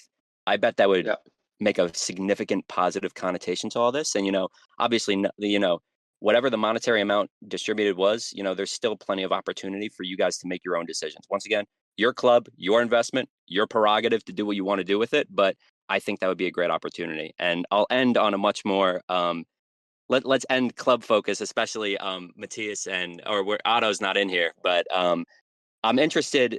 It was secondary to the conversation that I saw around the club, but Naldo, the left back from Tanzania, who was a part of the Road to the Premier League series.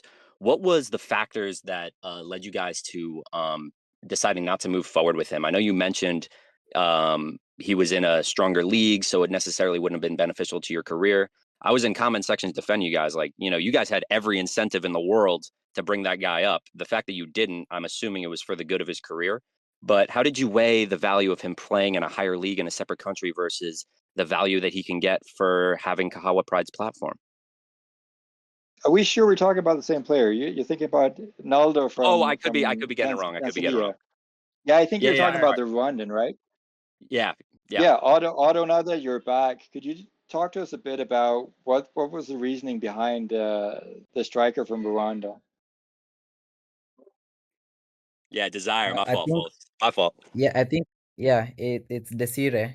It's written as Desire, but it's Desire from Rwanda. I think a lot of what people picked up was what is intended to be a positive aspect on the player. Like he was already at a position where he was developing really well, and it doesn't mean that we aren't keeping an eye on him. It's just that we wanted, even if it's an international player, like somebody who will make a really straight impact. And he might have been in the second tier where he was, but you see, we also have a good array of players, and he wouldn't have been even the second striker. I think maybe he would have been the fourth striker, and from an honest grassroots point of speaking, that will have dented his development. That wouldn't be fair. So we said he's really good, and he's really good to be seated on the bench in the regional league level. If he is already a starter, as he said, or as we saw from the clips, which we did says that they are indeed from the second tier, but he was at a better position in the second tier in Rwanda than being on the bench in the fifth division. And we're still keeping an eye on most of these players. I mean, Naldo is still keeping in touch. We also had some good comments for him, who said that he really was extremely and really technically gifted, but he didn't have much league match experiences. I think people are saying that we could have given the player a chance to develop, given the exposure it's here, and that they know that he knew he's in a second tier and that he's come to fight for his position in this club. But that's the work we have as coaches, also to think on what's good for a player at this particular moment, and we advise when we can. Given Lewis' example, he didn't come from far; he came from the Division 1 back to the regional league, so that he can get the exposure that is here, while also bringing in his array of talent. We've tried severally to bring Lewis here previous seasons. Mathias can attest. We also tried to bring Gedenji back, but at the same time, you find yourself in a balance where you see the level that a player is playing at, and you want to ensure that the move you make for him is not just selfish for the club, but also good for the player's development. Because I'm telling you that, like, the thinking we have here, we're not thinking like we as coaches, we are development coaches. We're not thinking like the way the the European Manchester United, and so coaches will be thinking about selfishly for the win of the club or the better of the club. We also have to think for the better of the community. And if Desire is part of our community, like he showed himself, we have to think on what's good for him. And bench in regional team, no matter how we look at it, is worse off than starting and training with players. I've seen a lot of comments of people saying that that ever since he went back in Discord, since he went back, that he hasn't been considered in part of the squad for the team he was playing at. That would really be sad if they really dropped him because of his attempt. I think we asked initially if we could reach out to him and find out what really happened, but I'm hoping that's not the case. I'm not saying that if indeed that was the case, that we would bring him back, but it will also be good to like follow up to him and find out if that was the case, and just have it as an answer for the future. But I can't really speak about him coming back to the team at this particular moment. It wouldn't have been good for him. So I think that's the answer the coaches stood by. Awesome. And also Thank on the you so admin much. side, I mean, I had a chat with the coaches when they were all here. We had a friendly with all the trialists playing in that game. We had a discussion, and obviously it's not fair to the player to bring him from another country to sit on the bench, but also from an admin viewpoint, like there is a cost affiliated with bringing in international players. And if they're not a starter, then we have to weigh that against the other expenses that we do have. So I think it was a consideration from all parts. Gotcha. All right. Well, you guys have been more than generous with your time. Otto, you've been doing a killer job. Thank you very much. Hayes, Mathias, you guys are doing fantastic. From a personal standpoint, I really hope that whatever the partnership may be, I hope that there's some type of tangible impact on the day-to-day life of those guys. But at the end of the day, that's your decision, and I wish you guys the best. I'll let somebody else come up now. Thank you so much. Thank you. Thank you. Hello. I would like to thank you guys for doing this Q&A, both in terms of time and commitment to honesty with your fan base. But I would like to ask, after a week of relative silence and letting the haters control the narrative, are you aware that doubling down now against the haters could be extremely damaging towards the club? Why would you even host a Q&A if instead of trying to reconcile with the fans hoping for an apology and admitting fault, even if that's not what your true thoughts are, have you considered that maybe you shouldn't deflect and try to be combative in this type of Q&A? Do you feel like we're being combative? Not particularly combative, but I feel like a lot of the main concerns that the community have addressed have been either dismissed or downplayed, whether true, because I mean, I kind of agree with you on some of this part about gambling sponsors being morally gray, but I respect my community enough and I understand enough that there are people who don't feel the same way that we do, and we should take their feelings into consideration when we make such major decisions.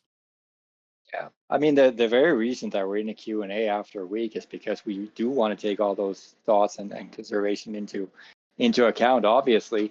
But like we said, we made a decision based on the culture that we're in, and we know what's good for the players and what the players will want and what kind of opportunities they can get. We're not going to downplay the ethics surrounding gambling, but it's still a decision that needed to be made because it was on our table. And considering all aspects of it, I still believe that we stand by that decision. Yeah. Hopefully my mic works, but yeah, I feel like the Q&A right now is, we are taking measures to explain our strategies and thought process, and so yeah, I mean, I think this is actually better than just like a written statement or something like that. It's an open dialogue. So I mean, a dialogue is always going to be better. Like you can ask a question, Yeah. you can ask a follow-up, and you can do that. That's obviously going to be way better for everybody involved. Like instead of doing all this in a one-way communication on a video or even trying to do it in the comment section, obviously a dialogue is going to be way better for everybody. We're not trying to downplay or deflect in any kind of way. We know what the criticism is, and we're trying to ensure that people know that why we made the decisions that we made. yeah. Thank you so much for answering these questions. I would like to raise a final question that has been very popular within the Discord community. And the question goes, When two white businessmen from abroad purchase an African soccer club and subsequently secure a gambling sponsor in a region where betting is socially controversial, what concerns arise regarding cultural sensitivity, economic exploitation, and the legacy of colonial influence? You don't have to answer that directly, but can we respond to this one? Jesus. Otto, I'm not going to take this one. Otto, help me out.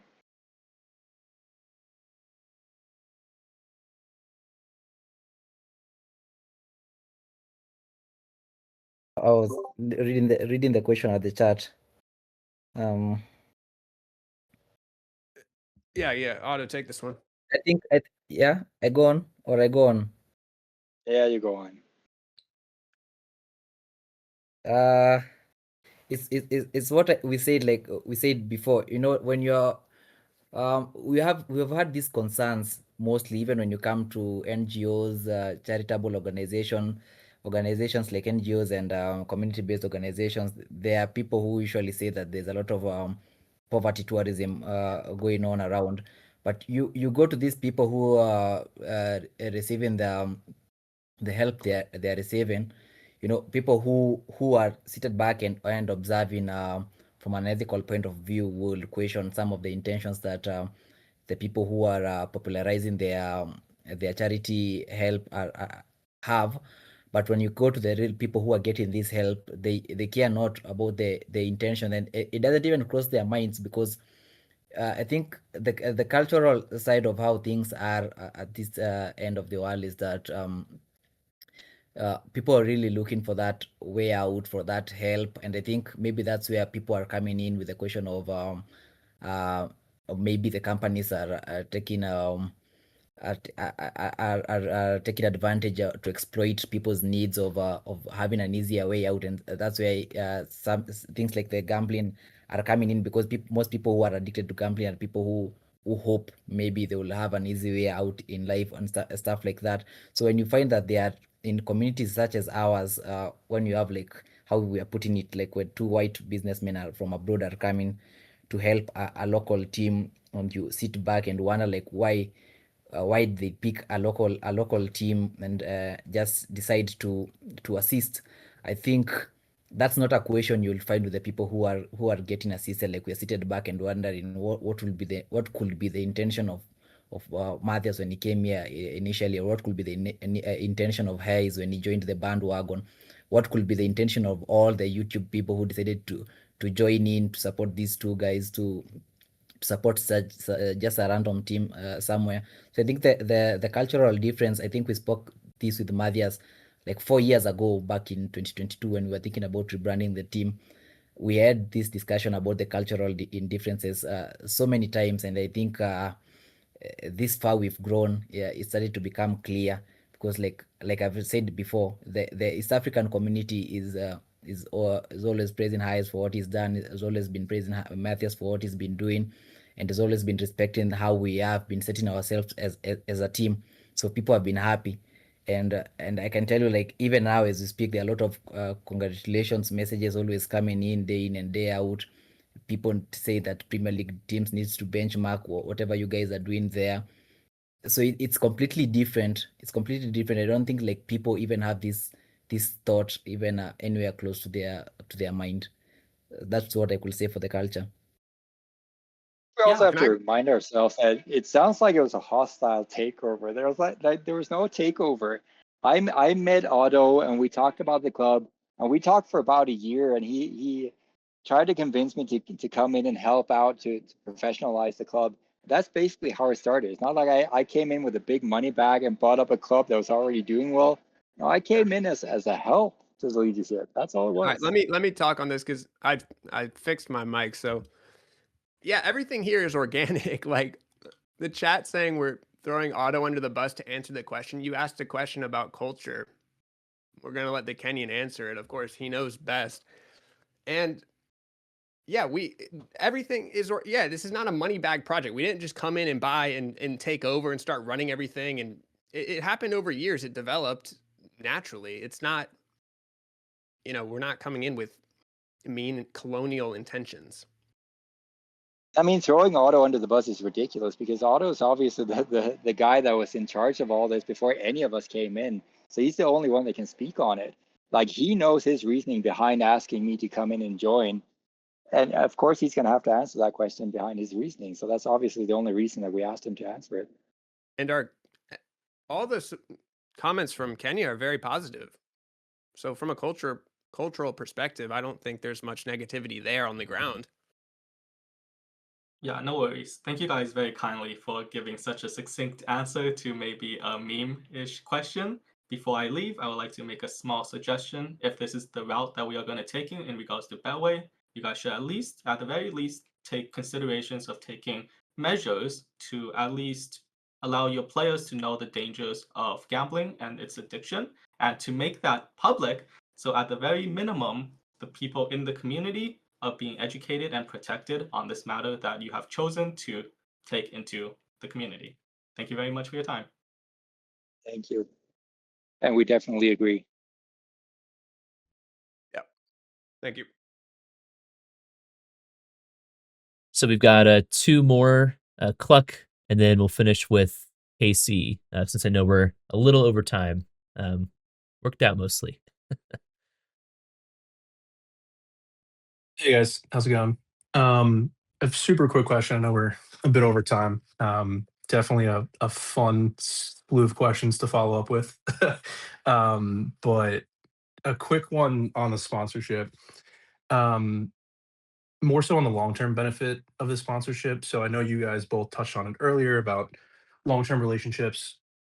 So I just wanted to kind of get like a little bit more clarity, maybe if this was discussed with the Betway Scores team. So wanted to know if during discussions with the Betway Scores team, did you guys at all speak about, or did they at all speak about helping out the club, maybe with like long-term connections to either higher level teams in Kenya, or partnering even with higher level teams outside of Kenya if it works out for both parties? I know or Hayes, I know you spoke about potential extension end of 2026, or I know obviously it's a 2-year deal, so maybe even after that. But whether there's any kind of discussion about connections and relationships with other higher end teams, whether that be more friendlies down the line, maybe fundraising events, together with them, et cetera, just to potentially get more exposure that way? Or is that more of a goal between the club staff itself, thinking that exposure, just partnering with them alone, maybe you'll get eyes and be seen by other sponsors and other clubs down the road too? Yeah, I mean, I would say more of the latter. I mean, yeah, it's just that's part of the nuance with some of the deals. Like, that's just, if we felt that we could get it right now, we would have gotten it right now. We would have discussed it now, but that's not what we wanted to do. Like, going back to, well, why couldn't we just take the monetary value of the trip and just start buying food and things like that? I think that's the nuance of our strategy.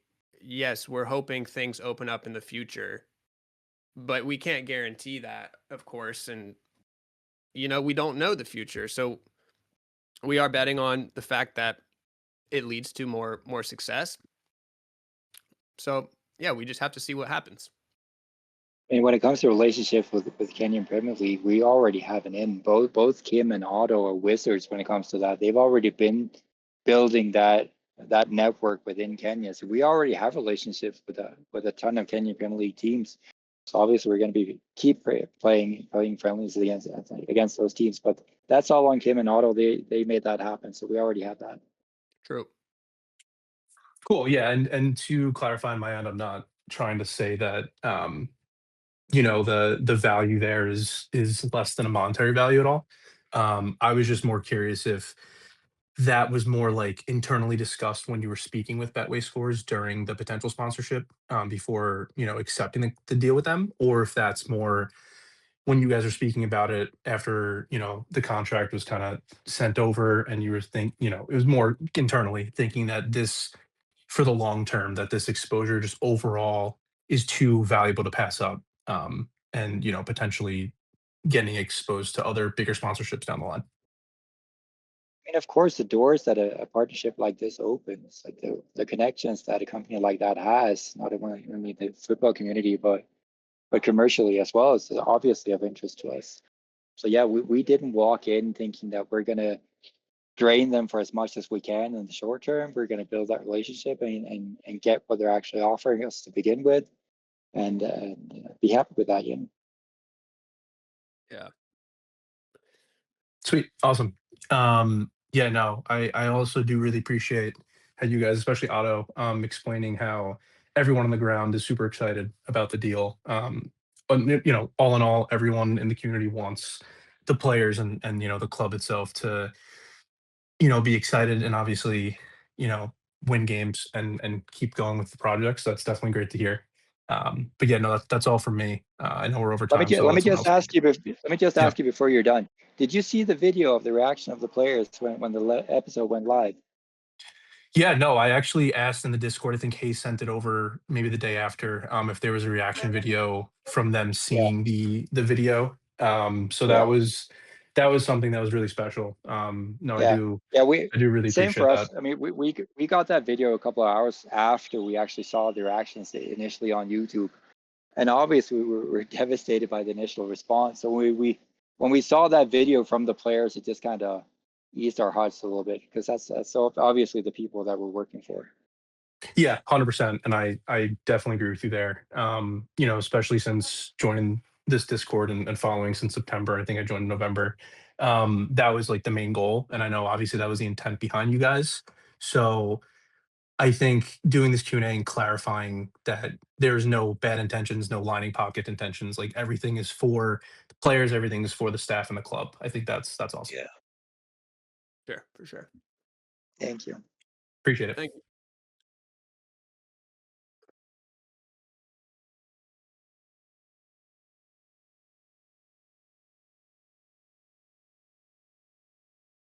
Hey guys, some of my questions got answered, so that's cool. So I can kind of speed through this real quick. No betting questions because where I live, betting's pretty much banned everywhere. So welcome to Texas. One thing I know Hayes said in the video, we are a Premier League team. We're just not at the Premier League yet. I think that's the most positive thing to say, because the way that you are building it, you will be Premier League. That's just how I see it. For that question is, what do y'all see on this year and maybe next year on building out the academy side for Oh, everything? good question. Mathias, you want to? I don't know how much you can say, but I mean, I've talked a lot to Otto about this throughout the years, because obviously we're looking to not only ensure that we get the talent pool from our own academy, but we also want to make sure that we can commercialize it and then branch out throughout the city. We don't want to only keep our community or our brand in Kahawa West. We want to make sure that entirety of Nairobi can take advantage of the brand exposure that we have. So we are looking to branch out, of course, and make sure that we have another revenue stream coming in to make sure that all the employment opportunities that we're creating are taken care of. But also, like we said, the talent pool obviously needs to be there. And we do love that when players come up from our own academy and joining in the team. That is obviously way more fun for us as well than bringing in players from other teams. And then you also said with the Betway that there's a documentary that's going to probably come out. Because what I have to say to that is, and this is, to compare us to Wrexham is kind of, it's not fair because it's not the same in a sense. We all do it though. We all do it. We do, but it's that a lot of people did not understand who Wrexham was until the documentaries. And then from there, they blew up. So if that documentary can do the same thing, I mean, like you said, that's priceless. yeah, you're thinking on. This is what we're trying to share with people, and this is the nuance of strategy, long-term business planning strategy. That's right. Nothing is guaranteed, but you take shots. I mean, you take risks, and you know what I mean. So that's exactly our thought process. I think that's been our dream And all then, along, doing a long format show, because we do know that we have the content, we do know that we have the storyline, we do know that we have more interesting stories to tell than Wrexham ever would. So of course that's the dream. yeah, and I mean, just saying like Premier League documentary, if we learned anything from Mozart, we can hang with Premier League. We're not there yet, but we didn't lay down in the first 10 minutes. So I think that's a good takeaway from it. I absolutely agree. I'm very proud of that game. Don't really care about the result. I'm very proud of that game. Yeah, and then the last thing is I'm a small business. I own a lending company. So, but we're small, but still we're looking at doing sponsorships with y'all just in the future. Throw me an email. I'm open to it. Yeah, If somebody can shoot me the email again, or I'll put it in chat.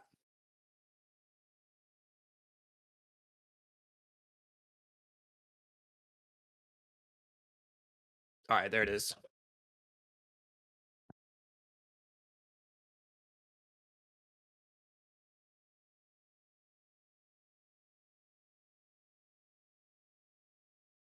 thank you guys. That's it for me because pretty much I already know we're going to take on more friendlies on harder teams because that's, I think, iron sharpens iron, and playing lower level teams, we're never going to get better, but playing Premier or second league and, one above, that's how you're going to get better.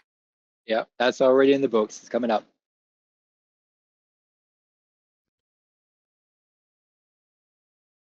All right, awesome. That was everyone that wanted to ask a question, got the chance to ask a question.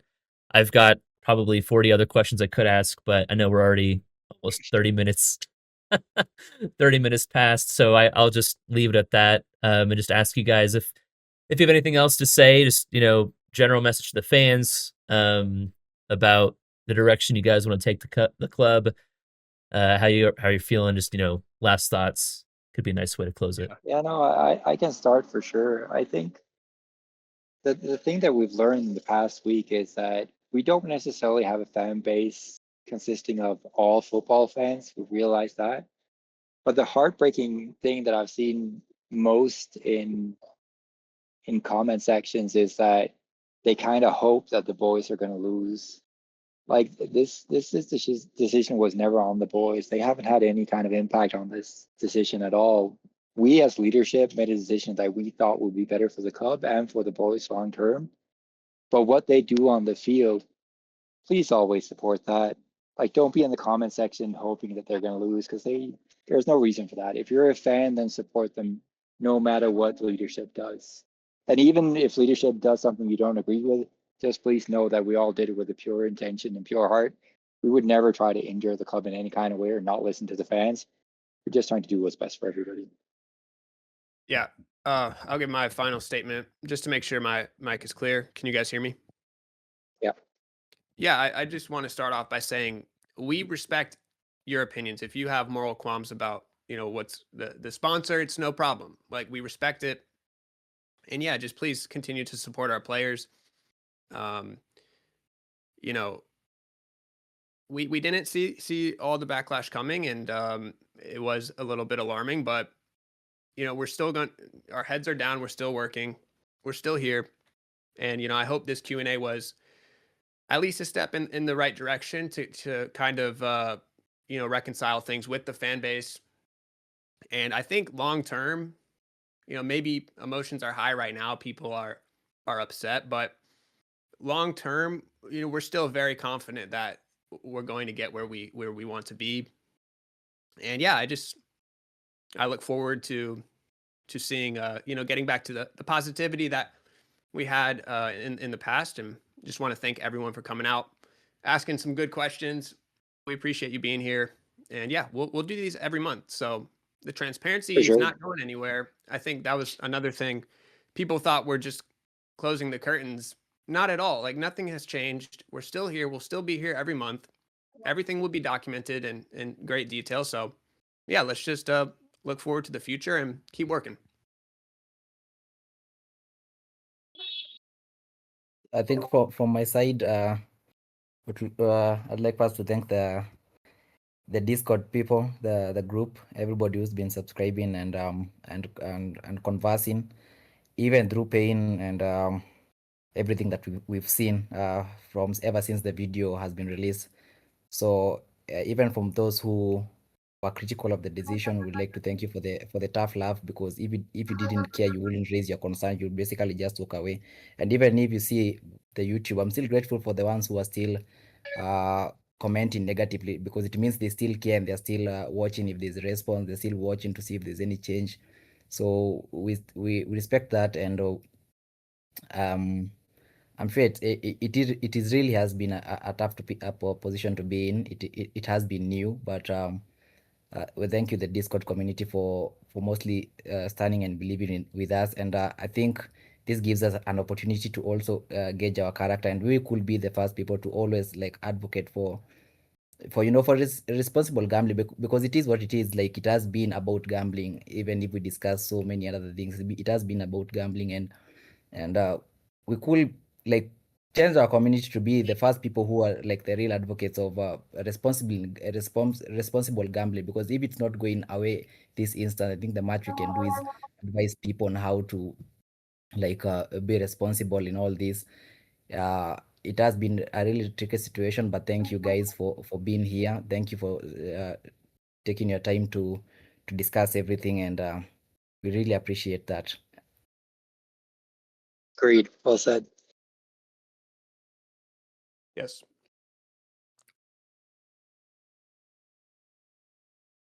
All right. Is that a wrap? Unless you guys have anything else, that's probably it. I won't ask my 50 other questions. So. Well, let me just ask, because now I'm just curious. Did you go through all those 50 other questions? Oh, I mean, no. I figured as much. Take a call. I'm happy to stay. I have to step away for like 5-10 minutes maybe, but I don't know if you guys are out of time or whatever. So just, we don't have to keep going. No, I'm good. Like, in the name of transparency, in the name of keep talking to, I don't mind it. If you have 50 questions, I'll take 50 questions. I'll be back in maybe 10 minutes, because unfortunately we are employed and it is Friday at 1 p.m. So yeah, I'll be back though. I'll be back. Well, that's in Tennessee. That's not in Nairobi for sure. Yeah, no, you're good. All right, 1 second. You guys continue. Sure. I might have to. Sure, go ahead. I'll ask some more questions. I have to let my wife know that I might be missing lunch. Sorry, honey. She's just mouthed. It's all good. Okay, that's probably means I'm gonna die later. So, let me. So I mean, yeah. This kind of puts me in a tough position, because there are lots of great questions, and it'd probably take another 2 hours to get through every single one of these in as much detail. Well, so let's diversify a little bit. I think yeah. The Betway scores thing, so I think we can skip that one. Fair. That's fair enough. I mean, we love talking about the club, so anything else would be good. Yeah. How about, I've been wanting to ask this question, and also we do have a birthday in the chat. Happy birthday, Nick. I'll get to your question after this, because I did want to ask this one. What brings you happiness? This is a question from Potato Man. Oh, wow. I mean, it's difficult. In my case, obviously, I uprooted my life and moved to Kenya just a couple of months ago to make sure that this project actually, I don't know, takes off the way we want it to take off. I want to see the joy in chat. I want to see the joy in our comments. I want to see the support that these boys deserve. I don't know. I just want this to be a positive experience for everybody. And the fact that not everybody is loving what we're doing at the moment is just absolutely heartbreaking. So I just wanted to go back to the joy and the support of the team that we had to begin with. I mean, we made a decision. The decision's been made. I just want to see that support for the boys coming back. That really does bring me joy. Seeing them celebrate whatever we can accomplish for them is a big deal. That brings me joy for sure. What about you, Otto? What brings you happiness?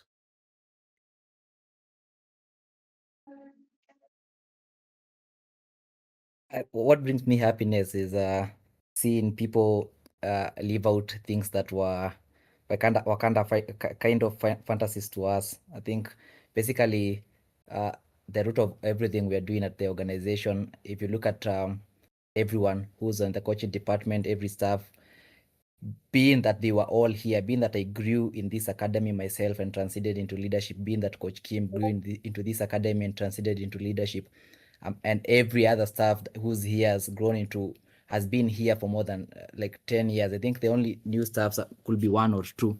Don't think they go beyond 3. So my greatest joy is seeing that the players get to live out some of the stuff we wish we had when we were younger. Some of the opportunities. I mean, being in a Discord group full of outside support and obviously a few Kenyans here and there. It's something you couldn't have dreamed of even in your wildest dreams. Having your own YouTube episodes within a span of 4 months. Last year we couldn't afford balls. Now we do. We basically creating employment. So I think to be having something else that brings me happiness will not be fair. So I think this is what brings me so much joy, and I think that's where the pain comes from, being surprised that everything really turned out how it did. But I think everybody will be surprised that everyone else is so happy and looking forward to the future, which all the fans would too. I think I sat in the office today talking to Alvin, and we talked a little about the response that we're getting in Kenya.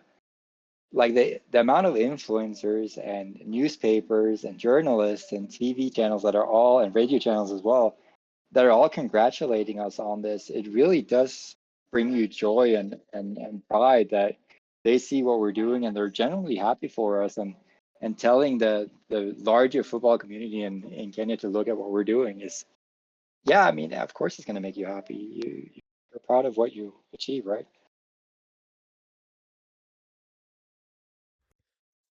Awesome. Next question. So this one's from Nick. How satisfied are you guys on a scale of 1 to 10 with the staff? I guess both you could rate yourselves if you wanted, but just all those that are included with Kahawa Pride. I don't know. After this week, I'm not really sure. I want.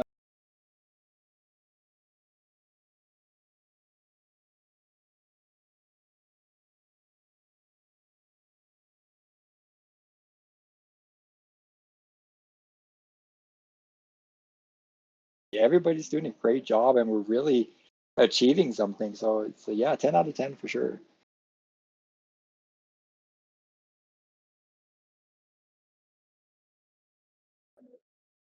Otto, what are you rating yourself?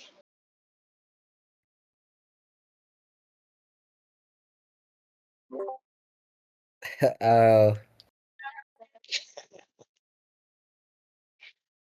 9 out of 10. Give 1 to the pain of the fans, but in any other case will be 10 out of 10. I think just leave that one out for the different opinions from the other people.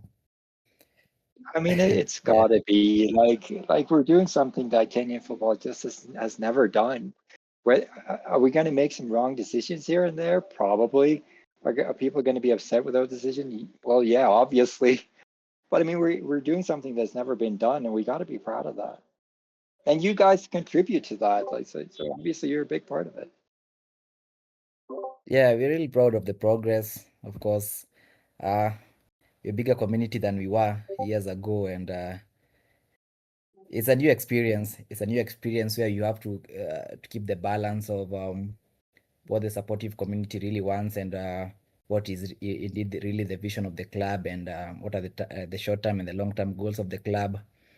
And also the balance between what we expect as a club and people who are directly involved in the club, and what are the expectations of people who've joined from the story, from what they've heard, from their point of view, and everything. I think the balance is a new experience, and I think in 1 or 2 years from now we are going to have grown in the experience, going to be ready for that Champions League highs is dreaming about. I think by the time we're playing the Champions League, we're going to have a bigger fan base. I'm hoping if the likes of Gerard don't go, so the fan base is going to really be growing. Awesome. This next question is from Robert Gibbs. And we talked a little bit about the East Africa to EPL series, but I know Hayes had made a comment about maybe want to do this once a year, or surely there's at least some want or desire to do it again in the future. What do you think could be done differently next time to make that second pass at it a bit more of an successful attempt from like a signing perspective? I think obviously from my point of view as a CEO, the difficulties surrounding trying to get people to come in and ensuring that we have some sort of quality coming in was an issue. Otto, what do you think? What do you actually think about the quality of the players that came in? It's difficult to see off a YouTube clip or off a short video clip how much of a talent you actually are. But what did you think, Otto?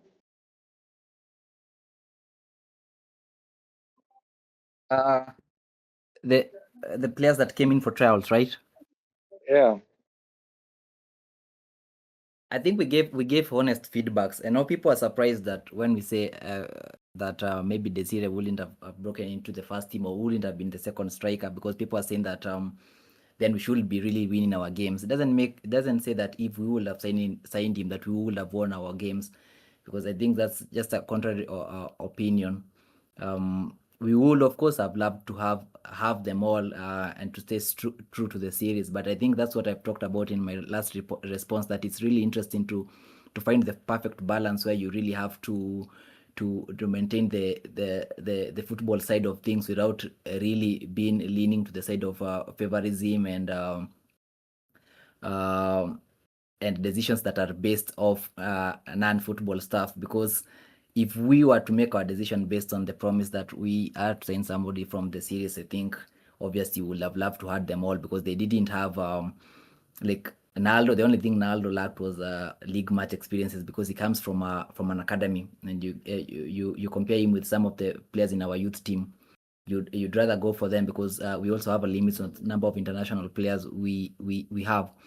And think for the center back Khalid, he got ill, so he didn't get a chance to try out. But I think for the first day we already had seen that he's going to struggle, and we don't want these people coming into a position where they're gonna get that a different treatment because they got it on merit. I think this is a football team, and the fact remains that, and we're still going to pick people of how competitive they are. So I think people are just worried that we didn't sign anyone and no results have changed. I think it's also good to take to effect the fact that we had trials where we had more than 300 people coming in, but we only signed Austin Ocheng. So we only signed one person out of 300 possible people who came from trials, and we had the others coming in from the invites that were suggested from various links. So having someone already coming in for trials, they shared the YouTube clips and they were invited based on that, doesn't necessarily mean that they were going to easily get in the nod to join the team. But they were really good players. We just wish them the best. I think it will be good, the best thing for the fans to let them go and give them some peace of mind, knowing that they really tried their best. I think that really shows our integrity as well. Like, we're not pandering to the show. We're still a football team at the end of it all. We're going to make sure that the football team gets what they want, and then we document that. We're not going to force anything upon them. Yeah, that makes total sense.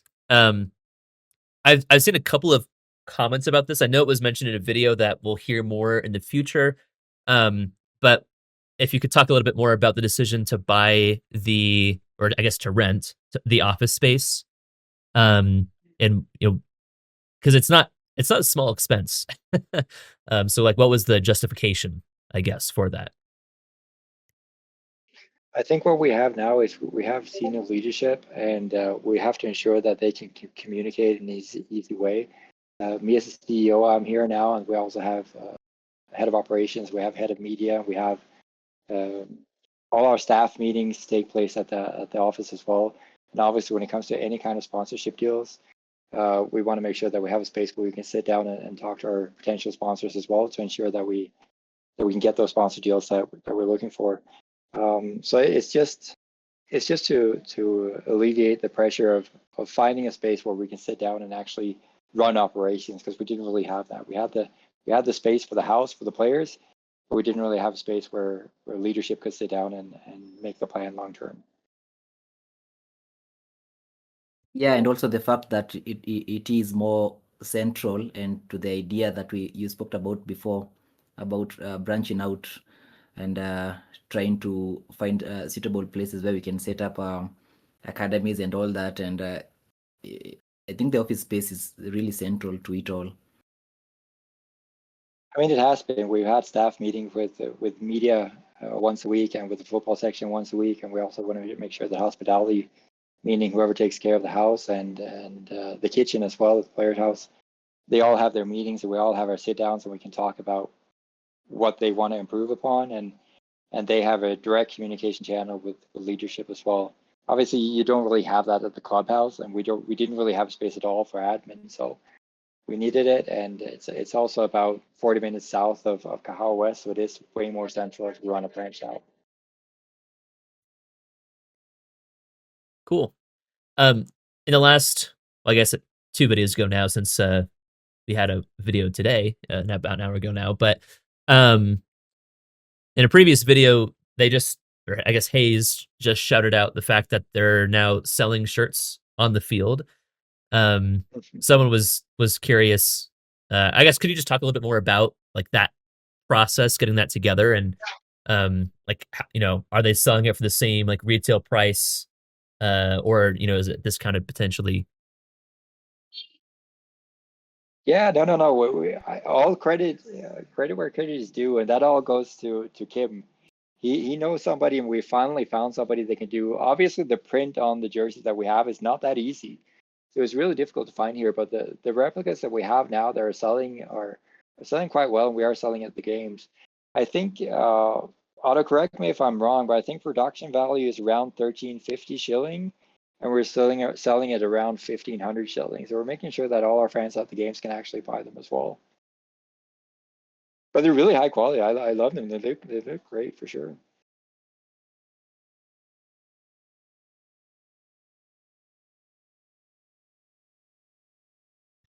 Sorry, I'm sifting through the 90% Betway scores related questions. Yeah, I mean, it really is sad. I understand why it's a question, but at the same time, we're doing so much other stuff that we also want to talk about. So yeah, it'd be nice to talk about the club for sure. Yeah, I mean, there, I've got other questions that you could probably still answer. I'm sure Hayes, could give his input on as well. But just from like a content perspective, as one actually I just thought of that I'll have a follow up. How do you guys determine kind of what content to cover, video to video? Because I mean, there's so much you guys could do. I mean, each video could be an hour, if you had like dedicated people like actually working on the videos. Like there's just so much stuff out there. So how do you decide like what to prioritize in the videos? I mean, the amount of content that we have right now, obviously our media staff is I don't even know what it is now, 7, 8 people. So we have plenty of content. We have a ton of content. So I mean, but from the very beginning, this was Hayes' baby. Like what he thinks is going to make a good hook, that's what we're going to go with. But obviously, we also try to produce the content that he actually wants now. But obviously, any kind of story, we kind of delved into the background stories of our players, because obviously there's a lot of stories there that need to be told as well. We need to know where the players came from and the struggle that most of them had coming into this team.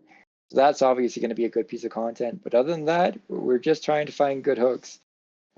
Player of the match content has been good. We're trying to get local companies involved in trying to get those prizes out there for a player of the match, so we can showcase Nairobi as a city as well, because obviously not everybody knows what Nairobi actually is.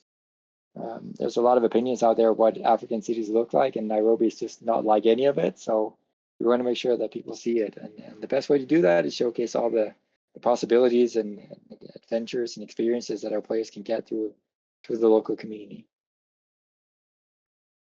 Yeah, I've personally enjoyed the player of the match segments. I think that's been kind of a fun addition to the YouTube videos. I know people in the chat are currently talking about it, or they were previously. I know just in the Discord, people have chatted about getting more, not necessarily behind the scenes content, although I think that would be received well, but more like training type coverage, or getting to know a little bit more about the staff. So like, even Otto, or Susan, or like the house. I don't want to. I forget what her actual title is, but the like the house mistress. I can't remember her name, but I absolutely love that you know people by name. That's so cool. I try. Yeah, no, for sure. And even the players, like we said, there's a lot of storylines with the players. That there's a lot of background stories that needs to be told. Like there's so much content there, and there's so much interest. Like people need to know where Govik came from. People need to know where Masharia came from. People need to know what Manura is going through. Like all of that. There's so many personalities that we want to introduce with people, and people just haven't seen all their personalities yet. And I think that's what we need to see. That's what we need to show. But yeah, we need like an hour a week for sure, maybe even more. But we don't really have that. Hayes doesn't have the time for that. Yeah. I know with excuse me. I know with Alvin also being brought on recently. He's been posting more to the various like Kahawa Pride specific channels. Is that something that we could expect from him as well? Like, will Alvin and the team also be posting more of that type of content too? Yes, for sure. Alvin is an absolute superstar. Like him coming in has been a game changer for sure. Even coordinating the production of the live stream. As you saw, we had interviews during halftime and pregame and postgame. That's all on Alvin. Alvin has been invaluable since he came in for sure. And he's going to make sure that not only the Instagram account, but also the Kahawa Pride YouTube channel really gets kicked into gear. He's doing a major job for sure.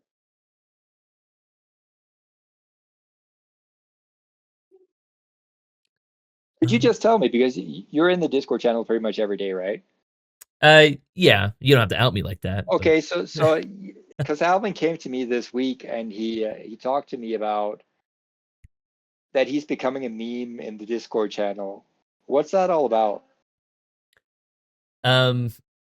Is Alvin here? I mean, he could we could add him up I don't know. He said he would be, but who knows? Yeah, well, he just chatted. I don't see him in the stage channel, but oh he's here. I see him. Oh, here he comes. Yeah, I see him.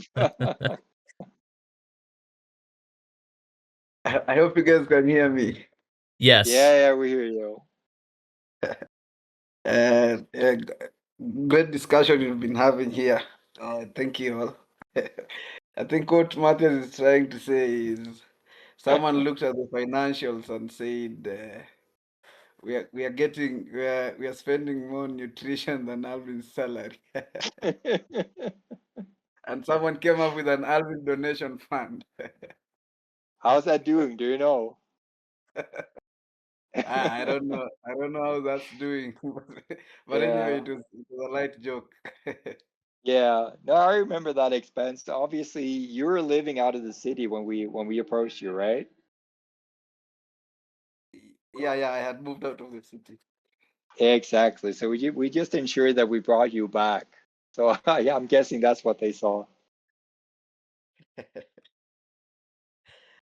Alvin, we all love you. It's been a great experience since you came back. So we're glad to have you for sure.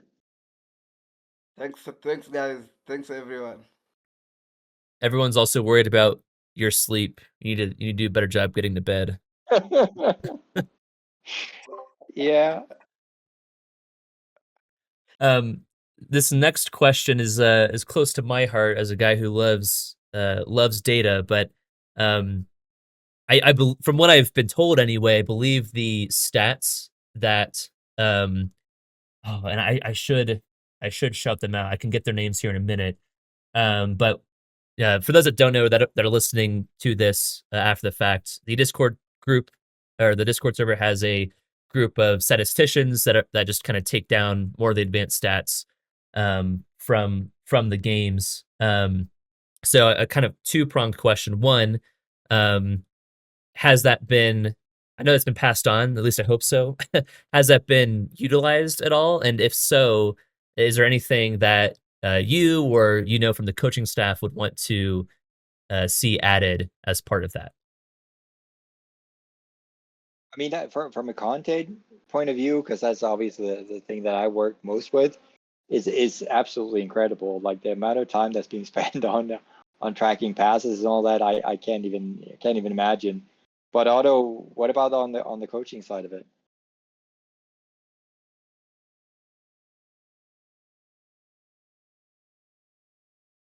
We've been taking a look at it.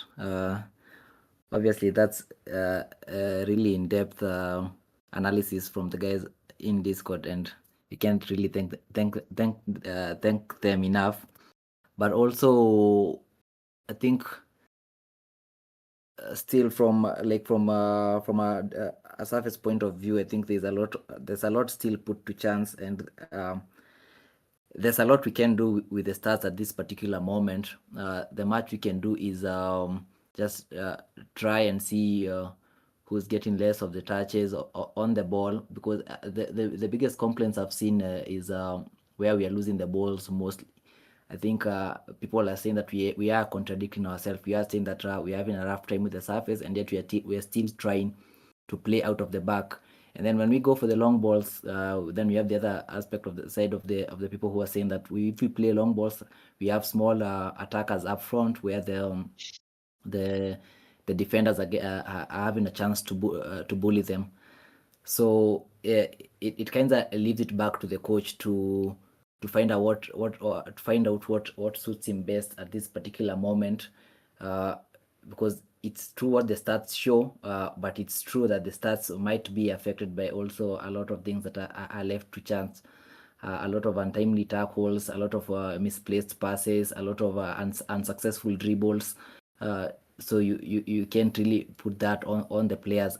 I think I would have been really interested to see what the stats of Kuta would have looked like, but we didn't record the game because I know we had a good surface against Muranga Seal, but then you see the kind of opponent we were playing against, so you end up having stats that also don't really prove that much helpful. But I think the stats from Susua were okay because of Committee. Committee is really a good surface if we can have that as a temporary solution. We are going to be there this weekend, so encourage all the Discord guys to be there, the stats guys, to have a really closer eye on that match, because the opponents we are facing were also in the Mozart Cup, and they only lost 1-0 to champions Kenya Police, a team that's a true money bag in the Kenyan Premier League. So it will be really interesting to see how we play out against them. And the surface is better than Mahiga, and that's where we train.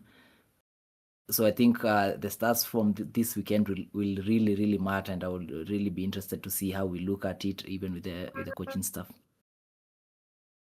Otto, I'm actually interested to set up a grass pitch game against a Division 2 or Division 1 team, just to get the stats off of that game, playing our starting 11, because it really would be interesting to see what they can do on a field where the bounce doesn't really play a part. Like a guy like Raheem Salehe, obviously he's going to get a bunch of dribbles that are not successful because of the pitch at Mahigo or Kamiti. But on grass, both him and Kasim obviously are doing some sort of magic. So setting up a game like that and getting the stats from that would be really interesting. Yeah, I know. They started the game from the Muranga Seals for the stats, but it hasn't been completed yet. So once it is, we'll definitely make sure you guys get that. Yeah.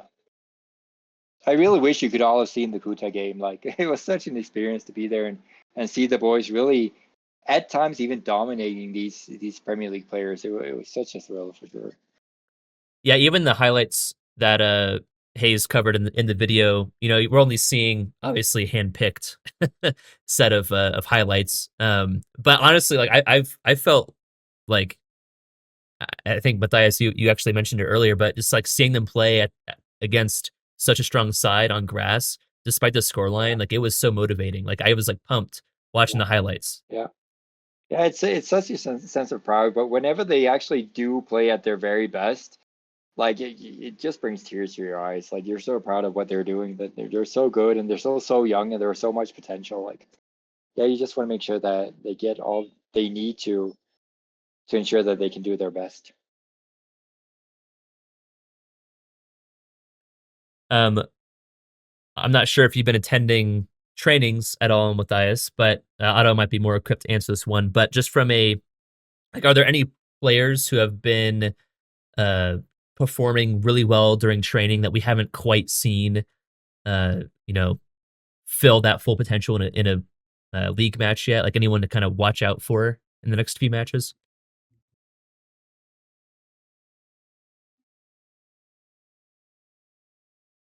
Otto, that's you. I know we talked about Dugu on Tuesday, but what do you think? Yeah, like I explained initially, or maybe I think a week ago in Discord, I said that being at the stage we are at, we really have to select our players based on how they are showcasing on the training field rather than how we see their potential throughout the play. Like in the top tier teams, you find that a player might be having an off moment for a week or two, but they still get some playing time because they're being played out of the potential that they still might have. But at this level, to give equal development, we keep rotating our squad so that we can have players playing depending on how they're showcasing. I know there are positions where we haven't had much rotation because maybe the players that are there have been showcasing well in training throughout. I know we also had that little issue with little Dembele when he was out for 1 or 2 or 3 games. But I would like to tell the fans that they haven't seen the best of Kasim himself yet, besides even any other player, because he's had, I think, 3 goals since we signed him, and he can do much better than that because all of these goals he scored on surfaces where he's comfortable. I think one he scored in the preseason tournament, the other one he scored is in his first goal in Dandora, and then I think he had another goal during the friendly with the Division 1 side, Green Berets. So even him himself, we haven't seen the penalties that he got was on grass, right? Yeah, it was on semi-grass, but it was mostly like the field like committee, and you see he scored in committee and in that field, so they've really been struggling. Someone like Saleh, he's only scored at committee 1 goal and scored 2 goals against Kenya Forest when we played at their venue, which is complete grass, and he was a monster at Dandora during the trials. So we haven't really seen the best out of any new signing that we've really brought in. Maybe to answer that question, one of the players who's really coming up well in training that might get a chance soon is maybe the 17-year-old signing Wekesa, who scored the 1 goal during our loss in the midweek friendly match against Division 2 side Lucky Sama. Wekesa is coming up really well. It was a good signing. And then also goalkeeper Mohamed Nguvu, who is our third choice goalkeeper, I think had a really good game against Green Bennett. So he's coming into it and he's finding his confidence. He's really struggled with injuries, cuts, and bruises ever since he's come because, obviously the landing technique when you've grown at such an area is different. Karani and Munyao are used to knowing how to land on such surfaces, and obviously a keeper like Nguvu, who's grown in the Tanzanian system where it's 99% grass in the setup where he came from, you'll find that he was lacking a bit in technique on how to come hard on the surfaces. So he's had a lot of sausage fingers, bruises, knocks on the thighs, hips. So slowly he's coming into his groove. I know a lot of people have been questioning his getting his chance, but I really wish everyone could maybe see the lads in training. So maybe Alvin could start covering a lot of training training sessions so that we can see how the players are also in training. And I think the Kuta clips as well, there were a lot of YouTube clips. Maybe Alvin could also come up with something that could really highlight how different the players were in that match. Like they were completely different. You wouldn't tell the players who in the Kuta match and the players who are playing elsewhere. And we also had this comment of people asking that we've been playing in this field for years. Why the sudden questions now? The sudden questions now arise because we have a large percentage of players who haven't played in on Maram before, and this large percentage of players are playing in the positions where we are questioning the output that they are giving. These players are Raheem, Kasim. They're all playing up front. Lewis, like we said, has grown up on Maram, but hasn't played on Maram for the last 7 years since he went to the first division. And all these players are players who are on our front three as well. So we kind of have to figure out what we are going to do there. And also the players who came from Western, Ouma, Sadiki, Marvin, and Etiang, also come from the western side of Kenya, where the fields are 80% grass. The schools are grass, everything's grass. Tournaments are played on grass. You rarely find Maram. I don't think even they themselves, even being in Kenya, have played in Maram, because Raheem has played in a higher division in Kenya, but the team that he was playing for was in the western side, so he still was on grass. So we have like 3 people in our starting 11 who are comfortable on Maram, and one of them is the keeper. The other one is Goven, and the other one is actually Kiari and Ngede. So 4 people. Every other person currently is really struggling. So yeah, I think that would be the explanation of it all, to the expectations of how they are performing. And also, it's not really a secret that obviously you and I, Otto, have been scouring Nairobi for grass field for the past couple of weeks. Ever since the Kuta game, we pretty much realized that if we're in grass, I don't think there's a regional team that's going to beat us on grass. So that's still priority number 1, and we're looking at fields instead of spending all that money right now to create our own field. We're looking for fields that we can rent to make sure that we play on grass.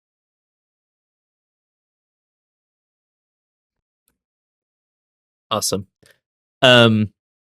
This might be a natural tie into what you just answered, but what are the next big investments planned for the club? Like the big things that we talk about is obviously grass field, not necessarily building it ourselves, but at least renting one. And then transport. A team bus. We saw the team bus that Moraga Seals has, and we saw Police Sako at the same time, what kind of bus they have. And we know how much we're spending on transport for both the Lionesses and Mapogo and the Alphas. And we want to ensure that that we have that transport so we can take care of that cost as well. So that's definitely a dream for now, yeah. Awesome. Yeah, I remember the bus came up in the last Q&A, so I hope that's something that you guys get soon. Because I know you didn't mention it this time, but last time I remember you saying, it could also become a revenue source as well. Oh, it could be definitely. rented out.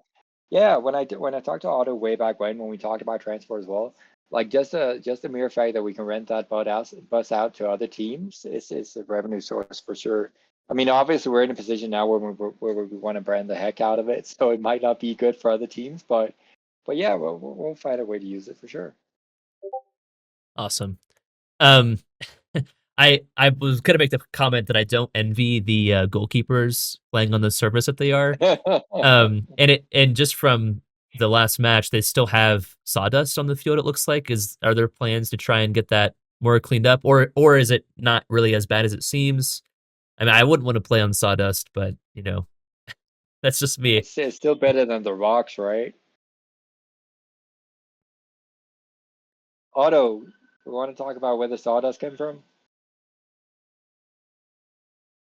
So the field is usually rent out by the school. They can rent it out to any client that may want to use it. So between 31st and 1st, there was a crusade, a church hired the venue and set up their tent there.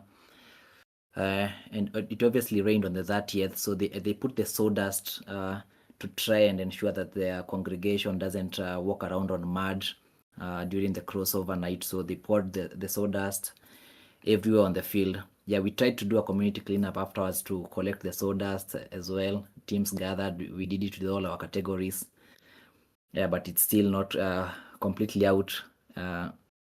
Players are getting cut by the sawdust a bit when you fall on the hard ones.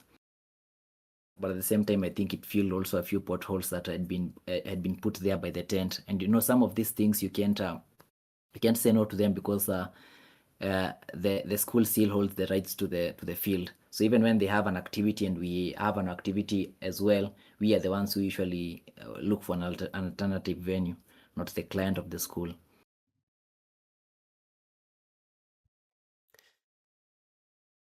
I think this is a really interesting question. Who are some of the leaders in the dressing room, kind of behind the scenes? Before this season, we had Ashinga, like he really had that senior feel to him when he was interacting with the players before the match, and obviously the respect that the players gave him because of the levels and tiers that he has played in Kenya. But I think the energy has shifted a bit because I think the average age of the squad could be around 21 or 22. So we have that kind of energy feel to it all, and I think Goved has really stepped into that role well and is encouraging. And since the introduction of Lewis Mwaneki, I think he's been the most vocal during match days, and even in the matches, he's really building up the tempo. So he's really kind of supplementing the good energy that Goved has for the matches with his experience and interaction with the players. So it's a really fun environment to be in at the moment. There isn't that senior guy like Ashinga was, but I think the players have really matured well enough, especially the ones that have been here through the storm, the ones that have really seen the tough times, and they know that these are not times to joke around with. They're really putting the other players who might be looking to get comfortable because they think these opportunities are coming easy. They're really putting them up to speed and up to putting them on toes really well. And I think my answer to that would be, I would like to say Goved, but since Lewis came, I would stick with Lewis as the leader of the dressing room at this particular moment. I mean, I absolutely agree. For the past 4 years, having known the players and having met them and interacted, I see the maturity in Goved that I didn't see a couple of years ago. Like he's still really stepping into that role. Even when we show up at the house, he's the one taking charge. He's the one walking up to you, asking what is it that we expect from the players at the house, and he takes charge. So yeah, definitely Goved as well. I agree.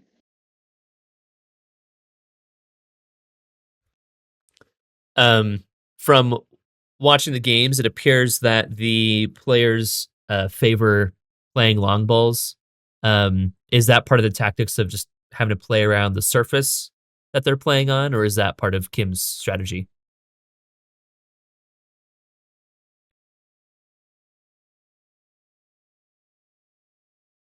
Pardon, could you repeat the question, please?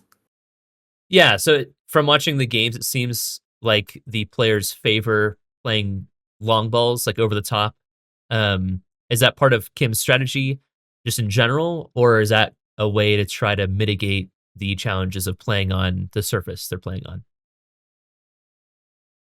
Yeah, I think a lot of long balls played have come from rash decisions. That's where that's when you still understand that these are players that need a lot of developing.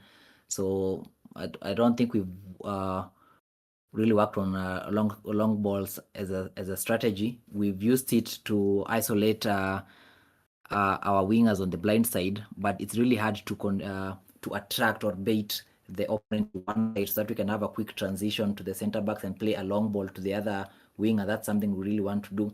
But with all the bounces, you find that at times you have to play a quick rush ball to get on with it because the build up is not really coming out as it should. So I think most of these questions on how we play are really going to get the answers when we settle down on a place where we can really judge the players on their technical ability without any other hindrance.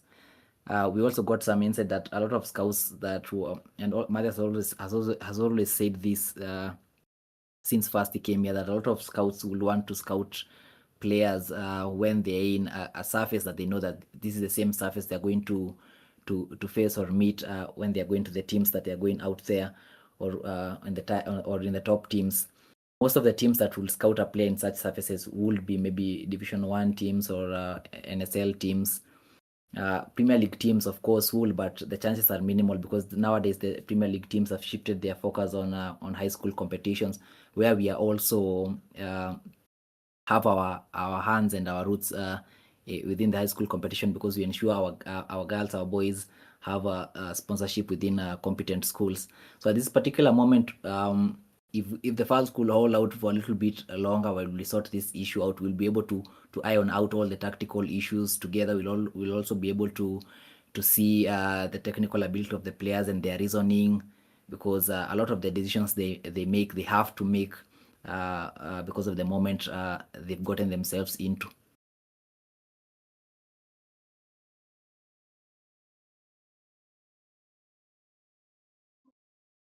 I'm back, by the way.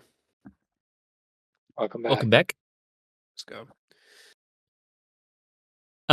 Hayes, I'm curious, just since you're back, I wanted to hear your answer to this, but there's so much content out there. Yeah.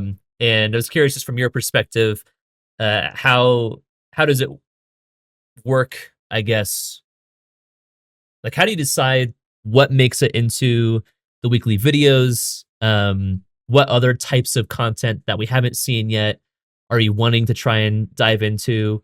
I know people really like, a lot of people talked about wanting to see more, not necessarily behind the scenes stuff, but like training stuff featuring more of like the staff, like Otto, Coach Kim, etc. Yeah, what are your just general thoughts on that? Yeah, I think the number one thing is it really is a time constraint for me. Like, we've built really good systems on the ground to where we have people on the ground that basically feed me the content. And like, I meet with Otto every week, once or twice, but it's like I probably spend about maybe 15 to 20 hours a week on the videos. So I would love to do more. Like, I would love to do the behind the scenes and things like that, but it really is just trying to keep up with the 2 videos per week schedule, and just with the time that I have to put the videos out. But I would say, you know, we have a good media team, and they're definitely going to be making more content behind the scenes stuff that'll be on the Kahawa Pride channel, the YouTube channel. So I think you guys can we'll see more of that the rest of the season, and I will just be covering, you know, the big storylines and I guess what I can manage, you know, week to week. Yeah, that makes total sense. I think a lot of people underestimate how much time it takes to put together these videos. When you went to 2 videos a week, I was kind of surprised. Yeah, I think when it first started, I was thinking, you know, it would be better if we should try to basically push things to the limit. So I don't think Wednesday and Friday can last forever. Just not to be pessimistic, but I think we set the bar super high in these first few months, and I'm gonna try my best to keep up and like keep, you know, maxing out as much as I can. But yeah, Wednesday will always be a big video day. That's going nowhere, and I will keep up doing Friday videos as much as I can, and you know, hopefully that continues for a long time as well.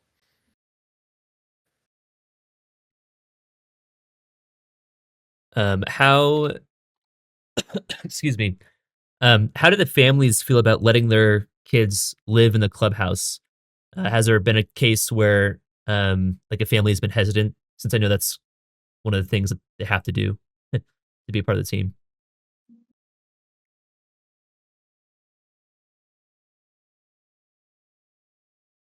I haven't heard. Otto, I haven't heard anything like that either, Otto. No, none at all. None at all. Everyone is excited for the people who made the squad. Everyone is excited for their players. No one is worried or anything like that. But given that how even our schooling system is, we are mostly boarders when you go to high school. I think I covered that in last episode when you talked about how the Lionesses who've gone to schools will rarely come home because they have to stay there and train for like 3 years. So I think the system we've gone through in school has prepared us for maybe such situation. I don't think there's anyone who would see it as any wayward. And a lot of Premier League teams have clubhouses. Even like a place where Gethenji is in 3K, they have a clubhouse. Muranga Seal themselves have cottages that are around their field. So a lot of top teams already have these have embraced this clubhouse policy, and they're using it. So it's normal. Interesting. Cool. This is a bit random, but someone wanted to know what the results of that FIFA tournament was. That I don't know if it's been covered this year, or at least not for a while. It's still going on. We have what we did was have little individual tournament. I only reported on the Alphas tournament, but there was a Cubs tournament, there was a staff tournament, there was Alphas tournament. I think there was like U13, a bunch of different little tournaments, and we have all of our winners from those tournaments, maybe 6 or 8, and those final 8 are going to compete in the final tournament, and the winner of that will partner with Kasim and go on to an actual competition somewhere in Nairobi with like an esports organization. Okay, so that's still ongoing. Yes. Okay. Yeah, I someone mentioned it in the chat, and I had forgotten about it, but that did seem like a pretty wild kind of side quest there. So thought the question was interesting. Meta Hayato, apologies if I'm not pronouncing your name correctly, but he wanted me to ask if the donation money is being set aside for each of the categories that you can kind of choose from that paper form link. And he's wondering since it doesn't like show up separately in the financial report. We try loosely, and it is mostly spread out. People do donate to the stadium and infrastructure, which we haven't really been able to like spend on. But yeah, I guess it's a little bit hard sometimes because if money's going there, then we can't, we're not just going to sit on it. I think people would be okay with if we can't spend their specific requests. So yeah, but if we got something very big or someone really needed it to go somewhere, I guess it's more of a bandwidth issue because it would require a lot more admin. So yeah. Cool. I am, just for those that are listening, I'm running out of questions that are non-sponsorship related. If Hayes, Otto, Mathias would want to answer more of those questions, I've got some more to pull from. Otherwise, let me know questions you'd like me to ask. Ethan asked, where'd it go? What were the $1,000 in legal fees for in the January report? I mean, obviously, we're in a situation now where we're doing so much work that we need to make sure that we have the protection. And we know both Hayes and I don't really know about the legal system when it contains to sports in Kenya. So we do need the advice of lawyers on that. So we're just making sure that we're on the right side of everything. Like we saw a really aggressive comment in the YouTube section saying that there's a bunch of laws containing to how much you can promote betting companies when it comes to football pitches and at government schools. So obviously we need to take care of that and ensure that we're complying with all the regulations and laws in Kenya. And we can't do that without legal representation. So yeah, that's what we're doing. And obviously we have accountants coming in as well. So yeah, we're just making sure that we're doing everything right. You'd be shocked at the complexity of setting some of these things up. I mean, it's a foreign nation to us, like, and it's a lot of effort to make sure you're good to go. Yeah, even just the infrastructure behind the club, setting up a club in Kenya is not necessarily easy. We just want to make sure that we do it the right way, every single step of the way. Yeah, I will not pretend to have any sort of expertise in Kenyan laws. So, but no, I mean, it's good that you're seeking that. So that's great. Let's see. Ryan C had 2 questions. First one, mostly straightforward. When is this Q&A going to be posted? And I'll add on, and where will it be posted? I think as soon as we can piece it together. You have a consistent audio, right? Piece? Yes, I do. So I've been recording the chat, originally OBS, but then I cut OBS and I'm just screen recording this right now. So I should have all the visuals. So if you just send me the audio, I'm pretty sure we can piece it all together and get it up within 1 or 2 days. Okay, cool. And is that going to be on the like the JerseyBird channel or? Yeah, we'll put, because I want it to get out to as many people as we can. Okay, that's what I was hoping your answer would be. Yeah, we'll try to structure it so it's not just 5 hours of. We'll do like maybe a index or a question guide or whatever with timestamps. So I don't. Yeah, it might be a little bit of work to line it all up. I'm not sure if we have a full question list, but yeah, we'll get it out. Cool. And also from Ryan T, can we expect future domestic cup matches to be live streamed?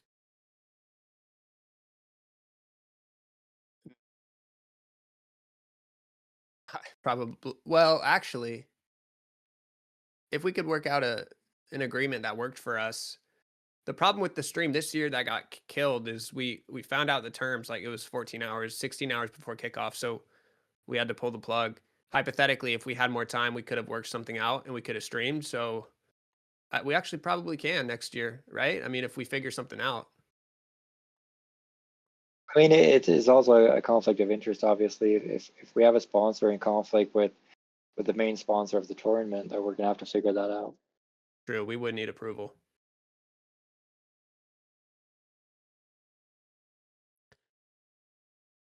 Someone wants to know, why does it take so long for the financial reports to be posted on the Discord server? Guys, I mean, I don't want to sound condescending. Like, yes, I could be faster, but I am employed, unfortunately. But no, I agree. I took too long this month. I will admit, it was 2 weeks late. It was 2+ weeks late. But the boring, simple truth is, yeah, it's just I forget. Next question. And let me see how I can best word this. So,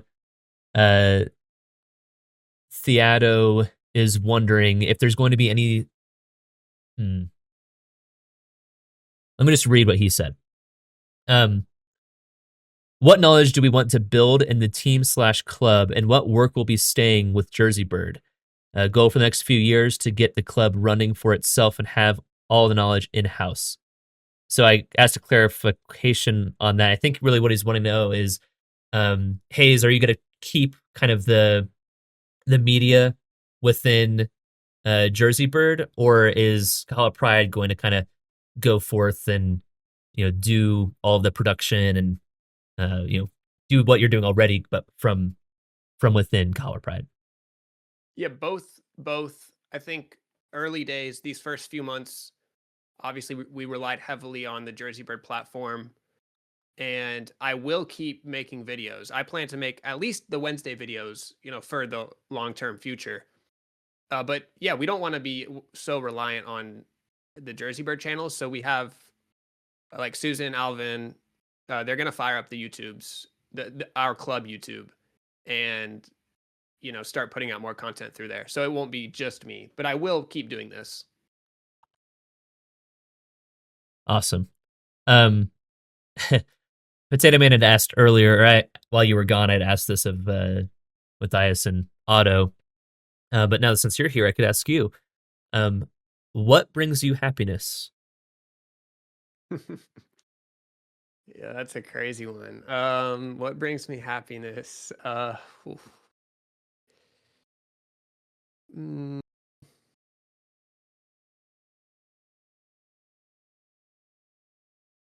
think, yeah, fulfilling work. Like, this project has been super fulfilling.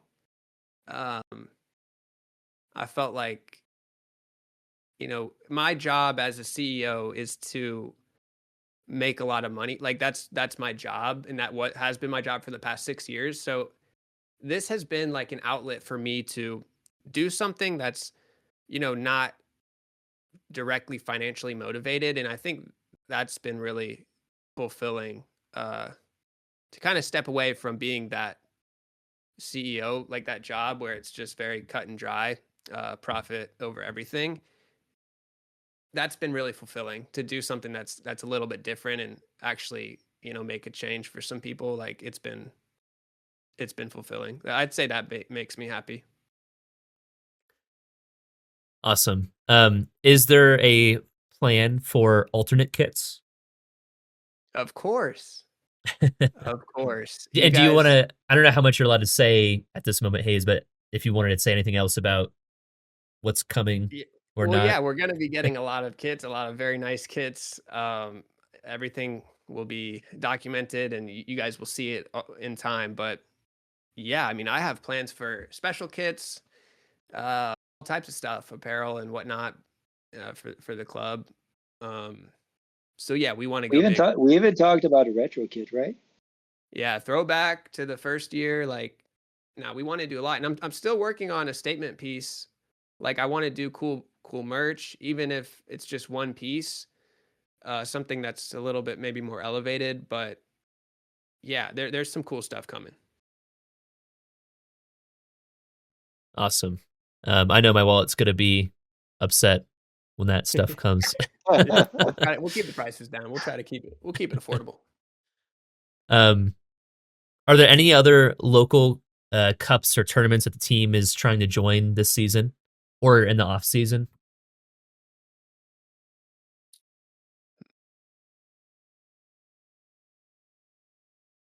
Otto, that's you.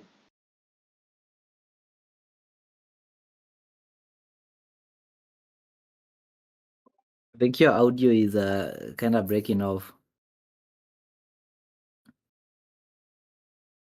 Do we have any cups this season?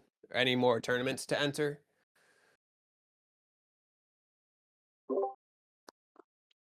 No, that will have to be up to the end of the campaign. I think in season tournaments that are unsanctioned by the federation will mess our schedule. But if the federation comes up with caps that they've sanctioned themselves, then I think we'll have no reason but to participate. I think mostly the Lionesses are usually the ones that get a lot of these tournaments, because when it comes to the men's side, I think there's a saturation of teams, so they mostly usually variate their selection. And also, I think it's ill advised, if you ask me on my opinion, it's ill advised to have an unsanctioned cup mid-season. I think the Mozart Cup was our greatest chance. If there's a branch, if FKF Nairobi East has a branch, come up with the tournament on their own, will gladly like to participate and get another chance at another cup trophy. Nice. I mean, Hayes, we did talk about creating our own cup for a while, but it's kind of been put on hold. But we are still thinking about it. It's still in the back of our minds, I think. Yeah, I think it's just a bandwidth issue. It's probably it is. not easy to set up, and we have a lot of other stuff on our plate. So we have a lot going on. Yeah. Yeah. This next question from Nate Money. Has the idea of fan ownership of the club ever been bounced around? And are there other ways for fans to invest into the club? I mean, this is a big issue because obviously we've had all the admin behind the scenes when it comes to this as well. Like, we as foreigners, when it comes to me and Hayes, we can manage the commercial side of the club, but according to Kenyan law, we cannot be in charge of the club per se. So what we have is obviously we have a club structure where we have a chairman, we have a secretary, we have all that. Those cannot be foreigners. So we can manage whatever happens at the club, but at the end of the day, we're not going to be in charge of the club. So whatever chairman says, whatever secretary says, me and Hayes pretty much have to abide by that. So we can sell shares in the club because there are no shares to be sold. That's something I hadn't considered before, but makes total sense. So not AGM Frank, specifically for Hayes, wants to know if Kahawa Pride gets into the KPL, will you move to Kenya? Probably not. But No, I think I'll honestly, yeah, I'll probably just be visiting once or twice per year. I am married. I don't know how my wife would feel about that one. And I probably will have kids in a couple years, so maybe it might be a little difficult for me to do that, but it would be cool. Well, let's just say you're missed here very much. Yeah, no, I do. I do. I wish I could be there, and I'll be back soon. I'll be back soon. But living there, my answer is probably no.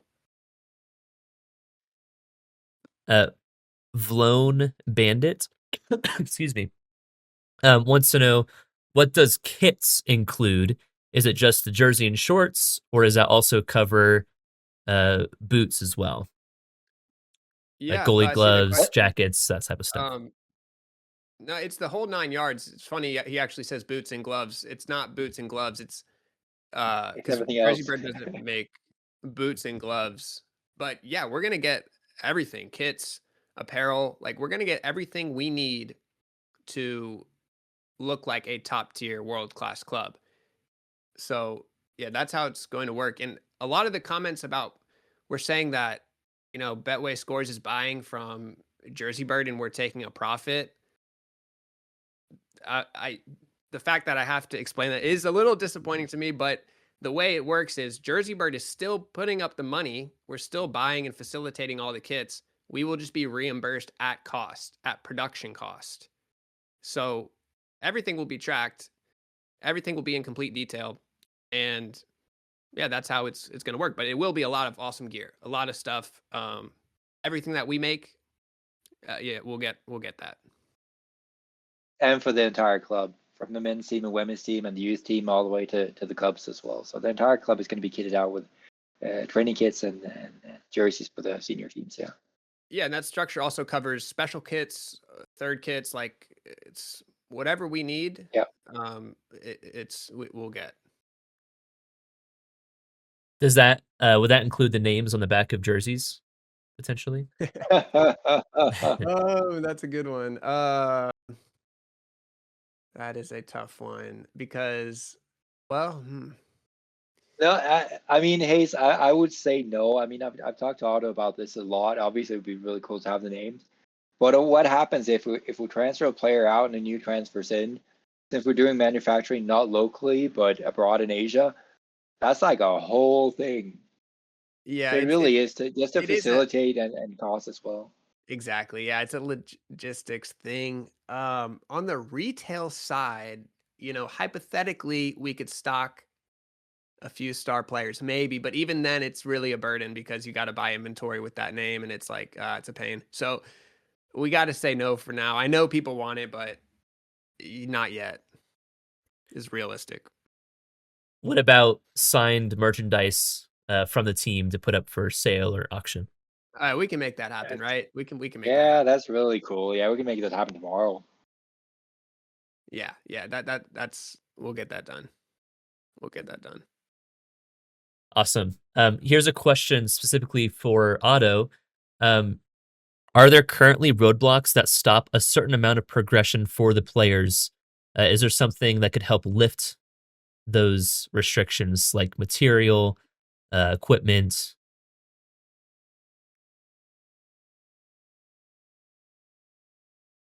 Yeah, I think the whole concept of the project was trying to mitigate some of these challenges that the players are going through. So the Clubhouse first in itself was a great way to take away the issue of food insecurity, job insecurity, housing. That went away first with the Clubhouse, and then obviously came in the fund support, and then we slowly started having some revenue that could increase our chances of having like balls. I think balls has been the biggest thing we suffered last season. Gives me trauma even up to now, going into league matches without a ball, and then now all of a sudden Hayes came in with JerseyBird, and we have all the balls we can have that we can use for technical practices. Recently, I think we stocked up on a lot of cons. We have tactical boards now. We have a TV in the clubhouse where we can do a lot of analysis. When Mathias came in, we used to to share a lot of training. We didn't have training kits. We used to have mixed colors. Bibs were usually different brands, so that was sorted out as well. So I think most of the challenges are most of the challenges are the ones that we are trying to sort within the project, and I think the ones to do with resources, how do I put it? The ones to do with resources are the same ones that we are trying to find a place where we can find sponsors who can cover maybe like Mathias says, our overhead, so that we can be able to like increase the support for the players to train on grass. We want also some slalom sticks.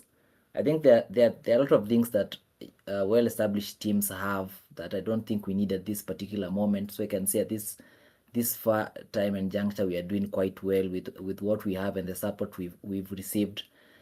I think what I would ask the most is more support from the fans, because I know with more support from the fans, we'll be able to do more great things. Yeah. I agree. I think what we've been missing this past week when everything kind of hit the fan is that we know that we have a lot of supporters that are on our side. We've just been missing them in the comments. Like, we know that the people that have been vocal about criticizing what we've done, and also wishing bad upon the players and the team, are not the majority by any stretch of the imagination. So we just managed to, not even for leadership, but for the players themselves, just we want the fans to show up and show that support, even in this eye of the storm, I guess we can call it.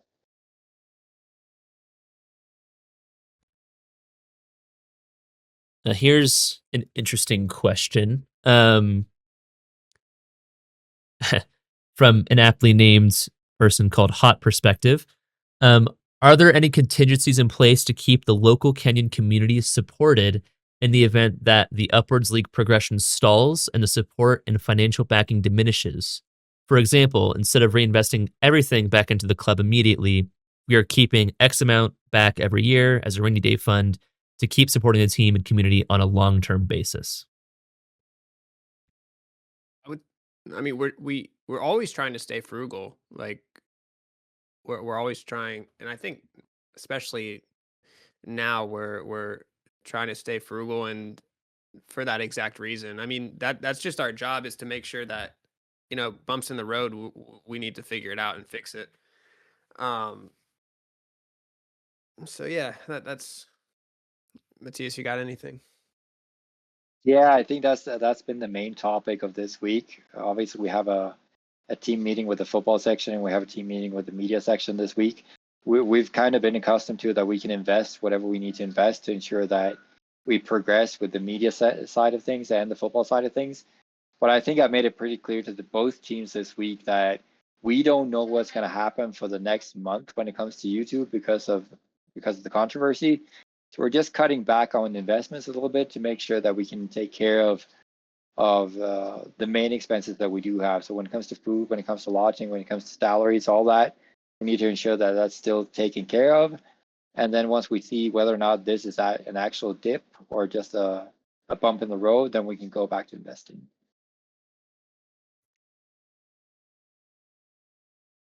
Cool. Now AGM Frank asked, in the future, this is kind of going a little bit back to some of the sponsorship stuff. In the future, are you going to discuss potential future sponsorships with the community? And I'm assuming at least with the Discord, if not with the broader YouTube audience. I mean, it's such a sensitive matter, right? If you have somebody coming in and offering any kind of support, they're not going to want you to disclose what the details of that deal might be. So as much as we want the community involved, and we really do, we appreciate everything that's been going on for the past month. We wouldn't be here without it. At some point, we have to ensure that we have the trust of the community to make those decisions. I would say, yeah, I agree 100%. If it becomes a strategic disadvantage, which that risk is very real, and we do need to be aware of it. But I would I mean, there's no way of just outing who we're in discussions with.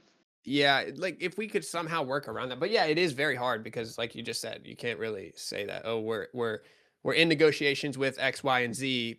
Well, you know, that could blow the deal, right? Somebody leaks that. It's like it's hard. That's the main obstacle. And also, like we've seen from this deal that we talk about most today, like everybody's going to have an opinion as what we should get out of that deal, and we are talking to the people, so we know what's actually possible.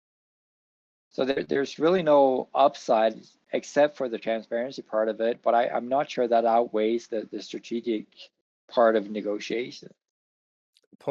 Cousin Gerald said pull by industry, and that could be possible, but just don't be upset if we Yeah. don't pick the win. If we don't pick the winner, what we can't do is it is too crucial of a decision to put it in the hands of the Discord solely. Like, okay, vote on this industry, and whoever wins, we're going with that sponsor. Like, I don't see that as a Yeah, realistic piece in the future, but we could get input at least on certain aspects and weigh the input of what you guys are thinking. Yeah.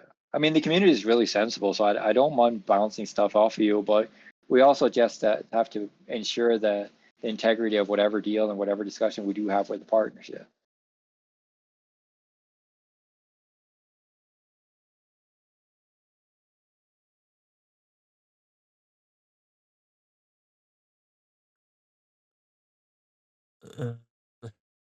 I'll take fault for this awkward pause. I'm just kind of reading the chat. I'm out of non-sponsorship questions at this point, since I know we spent almost 90 minutes to 2 hours talking about some of that stuff already. But if you guys And also, want, can I I just point out that we have a partnership with a company owned by Cristiano Ronaldo, and there's not a single question. So okay, I'll entertain that. Sure. So I did get a question about that from someone. So I'll ask that question. So regarding that sponsorship, it's Ava CR7, right? Yes. Okay, yes. So regarding them, this person was wondering how they weighed the value of high-end recovery tech like compression boots, which tend to offer only marginal gains even at the highest level. For a fifth-tier Kenyan team, was that seen as the best use of a partnership? I mean, it's I saw that comment as well, and it's I kind of giggled at it because I saw what they posted today, and I saw what they've been posting. Obviously, they have a partnership with the Portuguese national team, and it's owned by one of the most famous person on the planet. And Thiago Silva uses it, and Jude Bellingham uses it. Like, who are we to question it?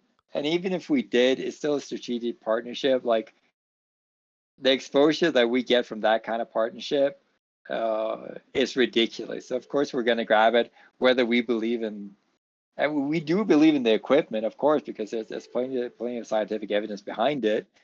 But if somebody questions it, we're not going to question it like that. We believe in everything that they say, and I think their credibility shouldn't be questioned either. Yeah, how did that deal come to pass? Was it just a kind of random connection, or did they reach out cold calling or cold it's emailing? Absolutely insane. Both of those two relationships were created, but they both reached out on Instagram and Facebook through DMs. That's how it started. That's the modern age for you, I guess. It is, yeah.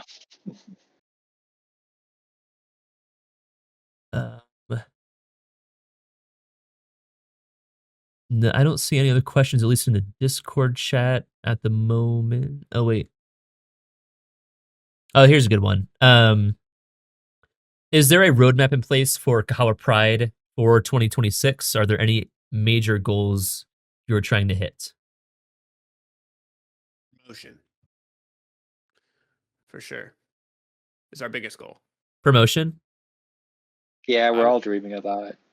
I mean, it is very difficult. Don't get me wrong, but only first place goes up, as you guys know.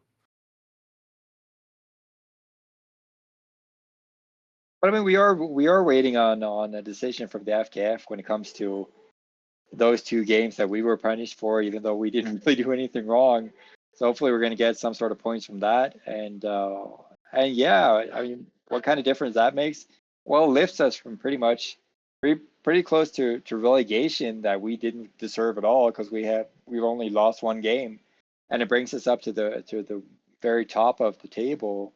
That's going to change a lot. So we're just waiting for those news to come in.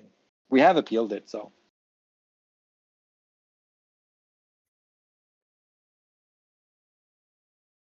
What would happen? How do I want to word this? So the question was, if promotion is not possible, then what?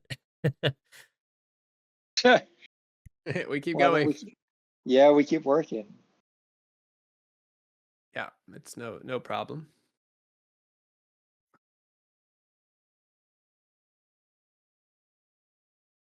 Do you guys have any thoughts on the current performance so far regarding the lack of offensive productivity, having only played teams really, middle or bottom half of the table?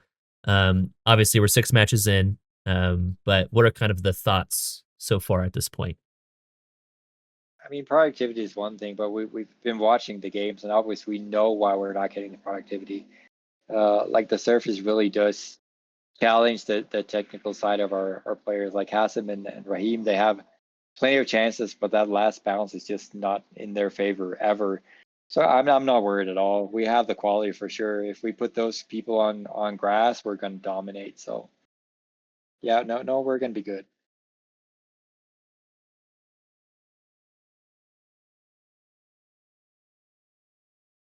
Are there? This is an interesting question. Are there plans to make YouTube videos with other YouTube channels? So some kind of like collaboration. Yeah, that's a good one. I would say yes. One example, Sohail Var. I don't know if you guys know. We worked with Alcabila for a long time for their first season. Like we've been talking. If we could potentially collab, because he has a club in Dubai, Palm City FC, that would be a really cool collab because they have a pretty big fan base too that you guys might know. But so yeah, that would be on me, like to put some collabs together. I would say yeah, for sure. I mean, I'm sure people have noticed, other creators have noticed. It's really just up to me if to organize that and put the time and effort in to make that happen. So that's a good idea, actually.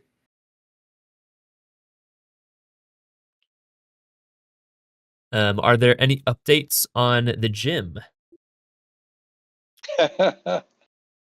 Yeah, the gym is a storyline in and of itself. Yeah, so obviously initially we bought the 2 bikes to set the gym up. I mean, the space itself is looking pretty good. And then we talked to VMX, one of the premier gyms in the city of Nairobi, and we got a couple of rowing machines and a couple of bikes, 4 or 5 bikes from them as well. So I mean, it is being stocked. We're looking at free weights now. We're talking to Shinga. Obviously, he's coming in as well. He's been the strength and conditioning coach, so he's setting up that gym. It's just a matter of cost. That's all it is. Like we said, we're in a period now where we're not really sure what YouTube is going to do for the next month. If it takes a dip, then we're going to have to hold off. If it doesn't take a dip, then we're going to make sure that the gym is fully stocked and everybody will be in there and we get some good content off it as well. Awesome. What does the evaluation process look like for potential staff? So what do you look for when evaluating future employees?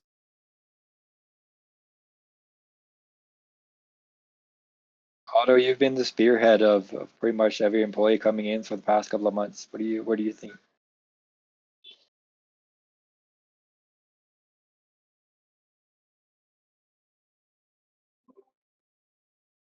What do you think about the employees coming in? Yeah, what's the process of deciding who we want to bring in? I mean, obviously we're looking local first, right? Yeah, and I think also as much as we are looking local, we're also looking at people who are competent as well, just to ensure we find that balance between merit and competency. So I think the first thing about employee has been there are those who have been with the club since its heydays, people who volunteered their time to ensure the club is at the point it is now.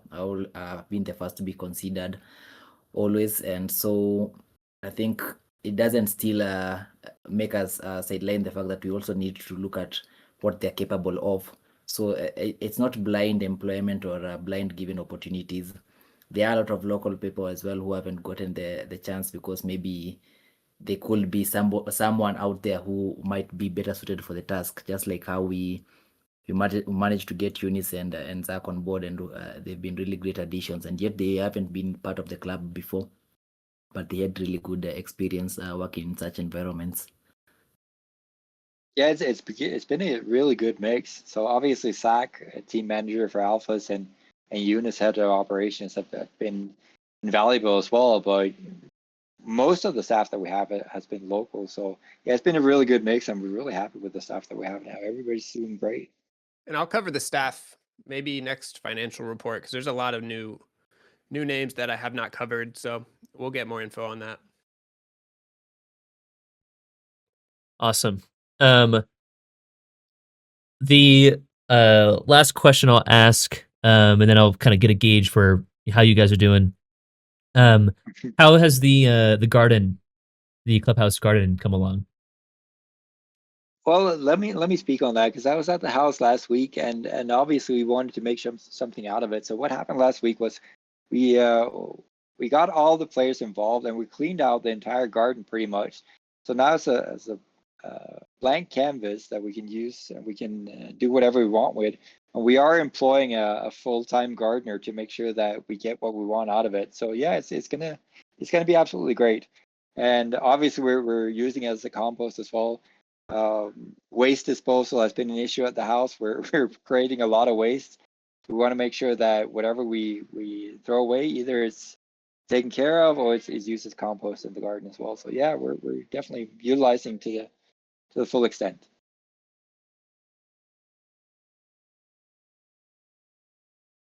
Awesome. I honestly wasn't sure what the answer would be. I was almost like half expecting, oh yeah, it didn't end up panning out, which would have been disappointing, but I mean, it's the complete opposite. So that's super cool. No, everything's gonna pan out. We have a plan for everything in place. Just like the promotion, right? Yeah. So yeah, I mean, how long has this been? It's almost been 3.5 hours. I probably have to dip, but if you guys, obviously, you all feel free to stay on, keep answering questions. No, that's absolutely fine. I mean, I really do enjoy talking about the club, so I don't mind the 3.5 hours, but it's creeping up on midnight in Nairobi as well. So we'll do a last call. Any last very urgent questions or anything that you guys want that we missed?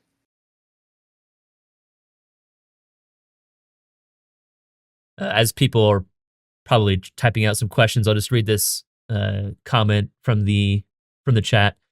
So this is from Vlone Bandit. He just wants to take a moment to thank everyone at Kahawa Pride and all the staff for that they do.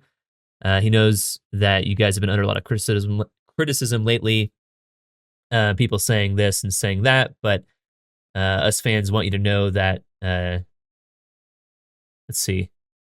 I didn't do a good job at doing Vlone Bandit well. He wants you guys to know that at the end of the day, you all have the best intentions at heart with everything, and you guys are doing great. So thank you guys for changing lives in Kenya as well. So, yeah. Sorry, I didn't read that very well. I'm also sick, if you couldn't tell. But anyway, we'll see if there's any. yeah. That's nice. Yeah, just mentioning that comment is just, you need to know that those comments really do make up for a lot of the trash talk that's been going on. It really does warm our hearts to get the support. I know there's a lot of silent support out there, but whenever you do voice your opinions in support of what we do, it means a lot for sure.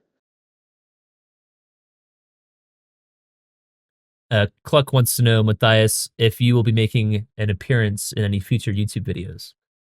Heck no. Come on. What do you mean? No, I'm staying out. No, I don't mind running things behind the scenes. Hayes is doing a good job being on screen, and everybody else needs their appreciation. So I'll do what I can and do what I'm good at, but no, I'm staying hidden for sure. Gerald has a good one. I want to hear a genuine answer to this, so I hope it's taken seriously. Why should those of us who vehemently against gambling continue to support the club? All right, I can't read. Well, I don't think we can change your moral position, and we're not trying to. If you are strongly against gambling, right, we respect that, and I'm not going to say, oh, it's you're wrong. We wish obviously to keep your support, but if it's too much for you and you have to go, totally respect that. That's my take on it. And for me, I think it kind of depends on why did you support the team to begin with. Like if you thought that we were morally superior to every other football team in the world, then I'm sorry that we disappointed you, but we never stated that we would be. We stated that we wanted to get to the Premier League and we wanted to get exposure and experiences and possibilities for our players, and we're still doing that.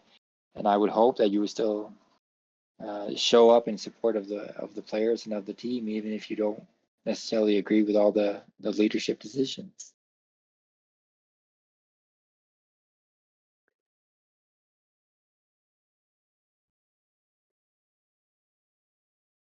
All right. Yeah, it might be time for me to head out. I think it's time for everybody. Yeah.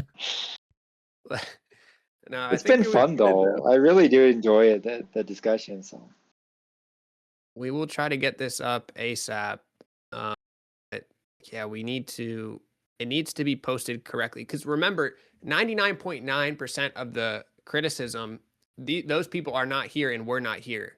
So we need to make sure that the production is good. The video is easy to see where the questions are, so you can pop in. You don't have to watch all 3 hours. So, don't expect to see it up like tomorrow, but next week we'll for sure get it live. and also we're obviously going to ensure that we're here once a month to take all those questions, whatever those questions might be, and you also have our connection and our contact on Discord as well. So if you want to reach out, if you have a question, just reach out. We're always here. We'll answer whatever we can. Yeah, so we'll see you guys in the next Q&A next month. We'll do it again. Sounds good. All right. See you guys. Thank you for coming. See you next month. Thank you so much. All right. Cheers. Bye.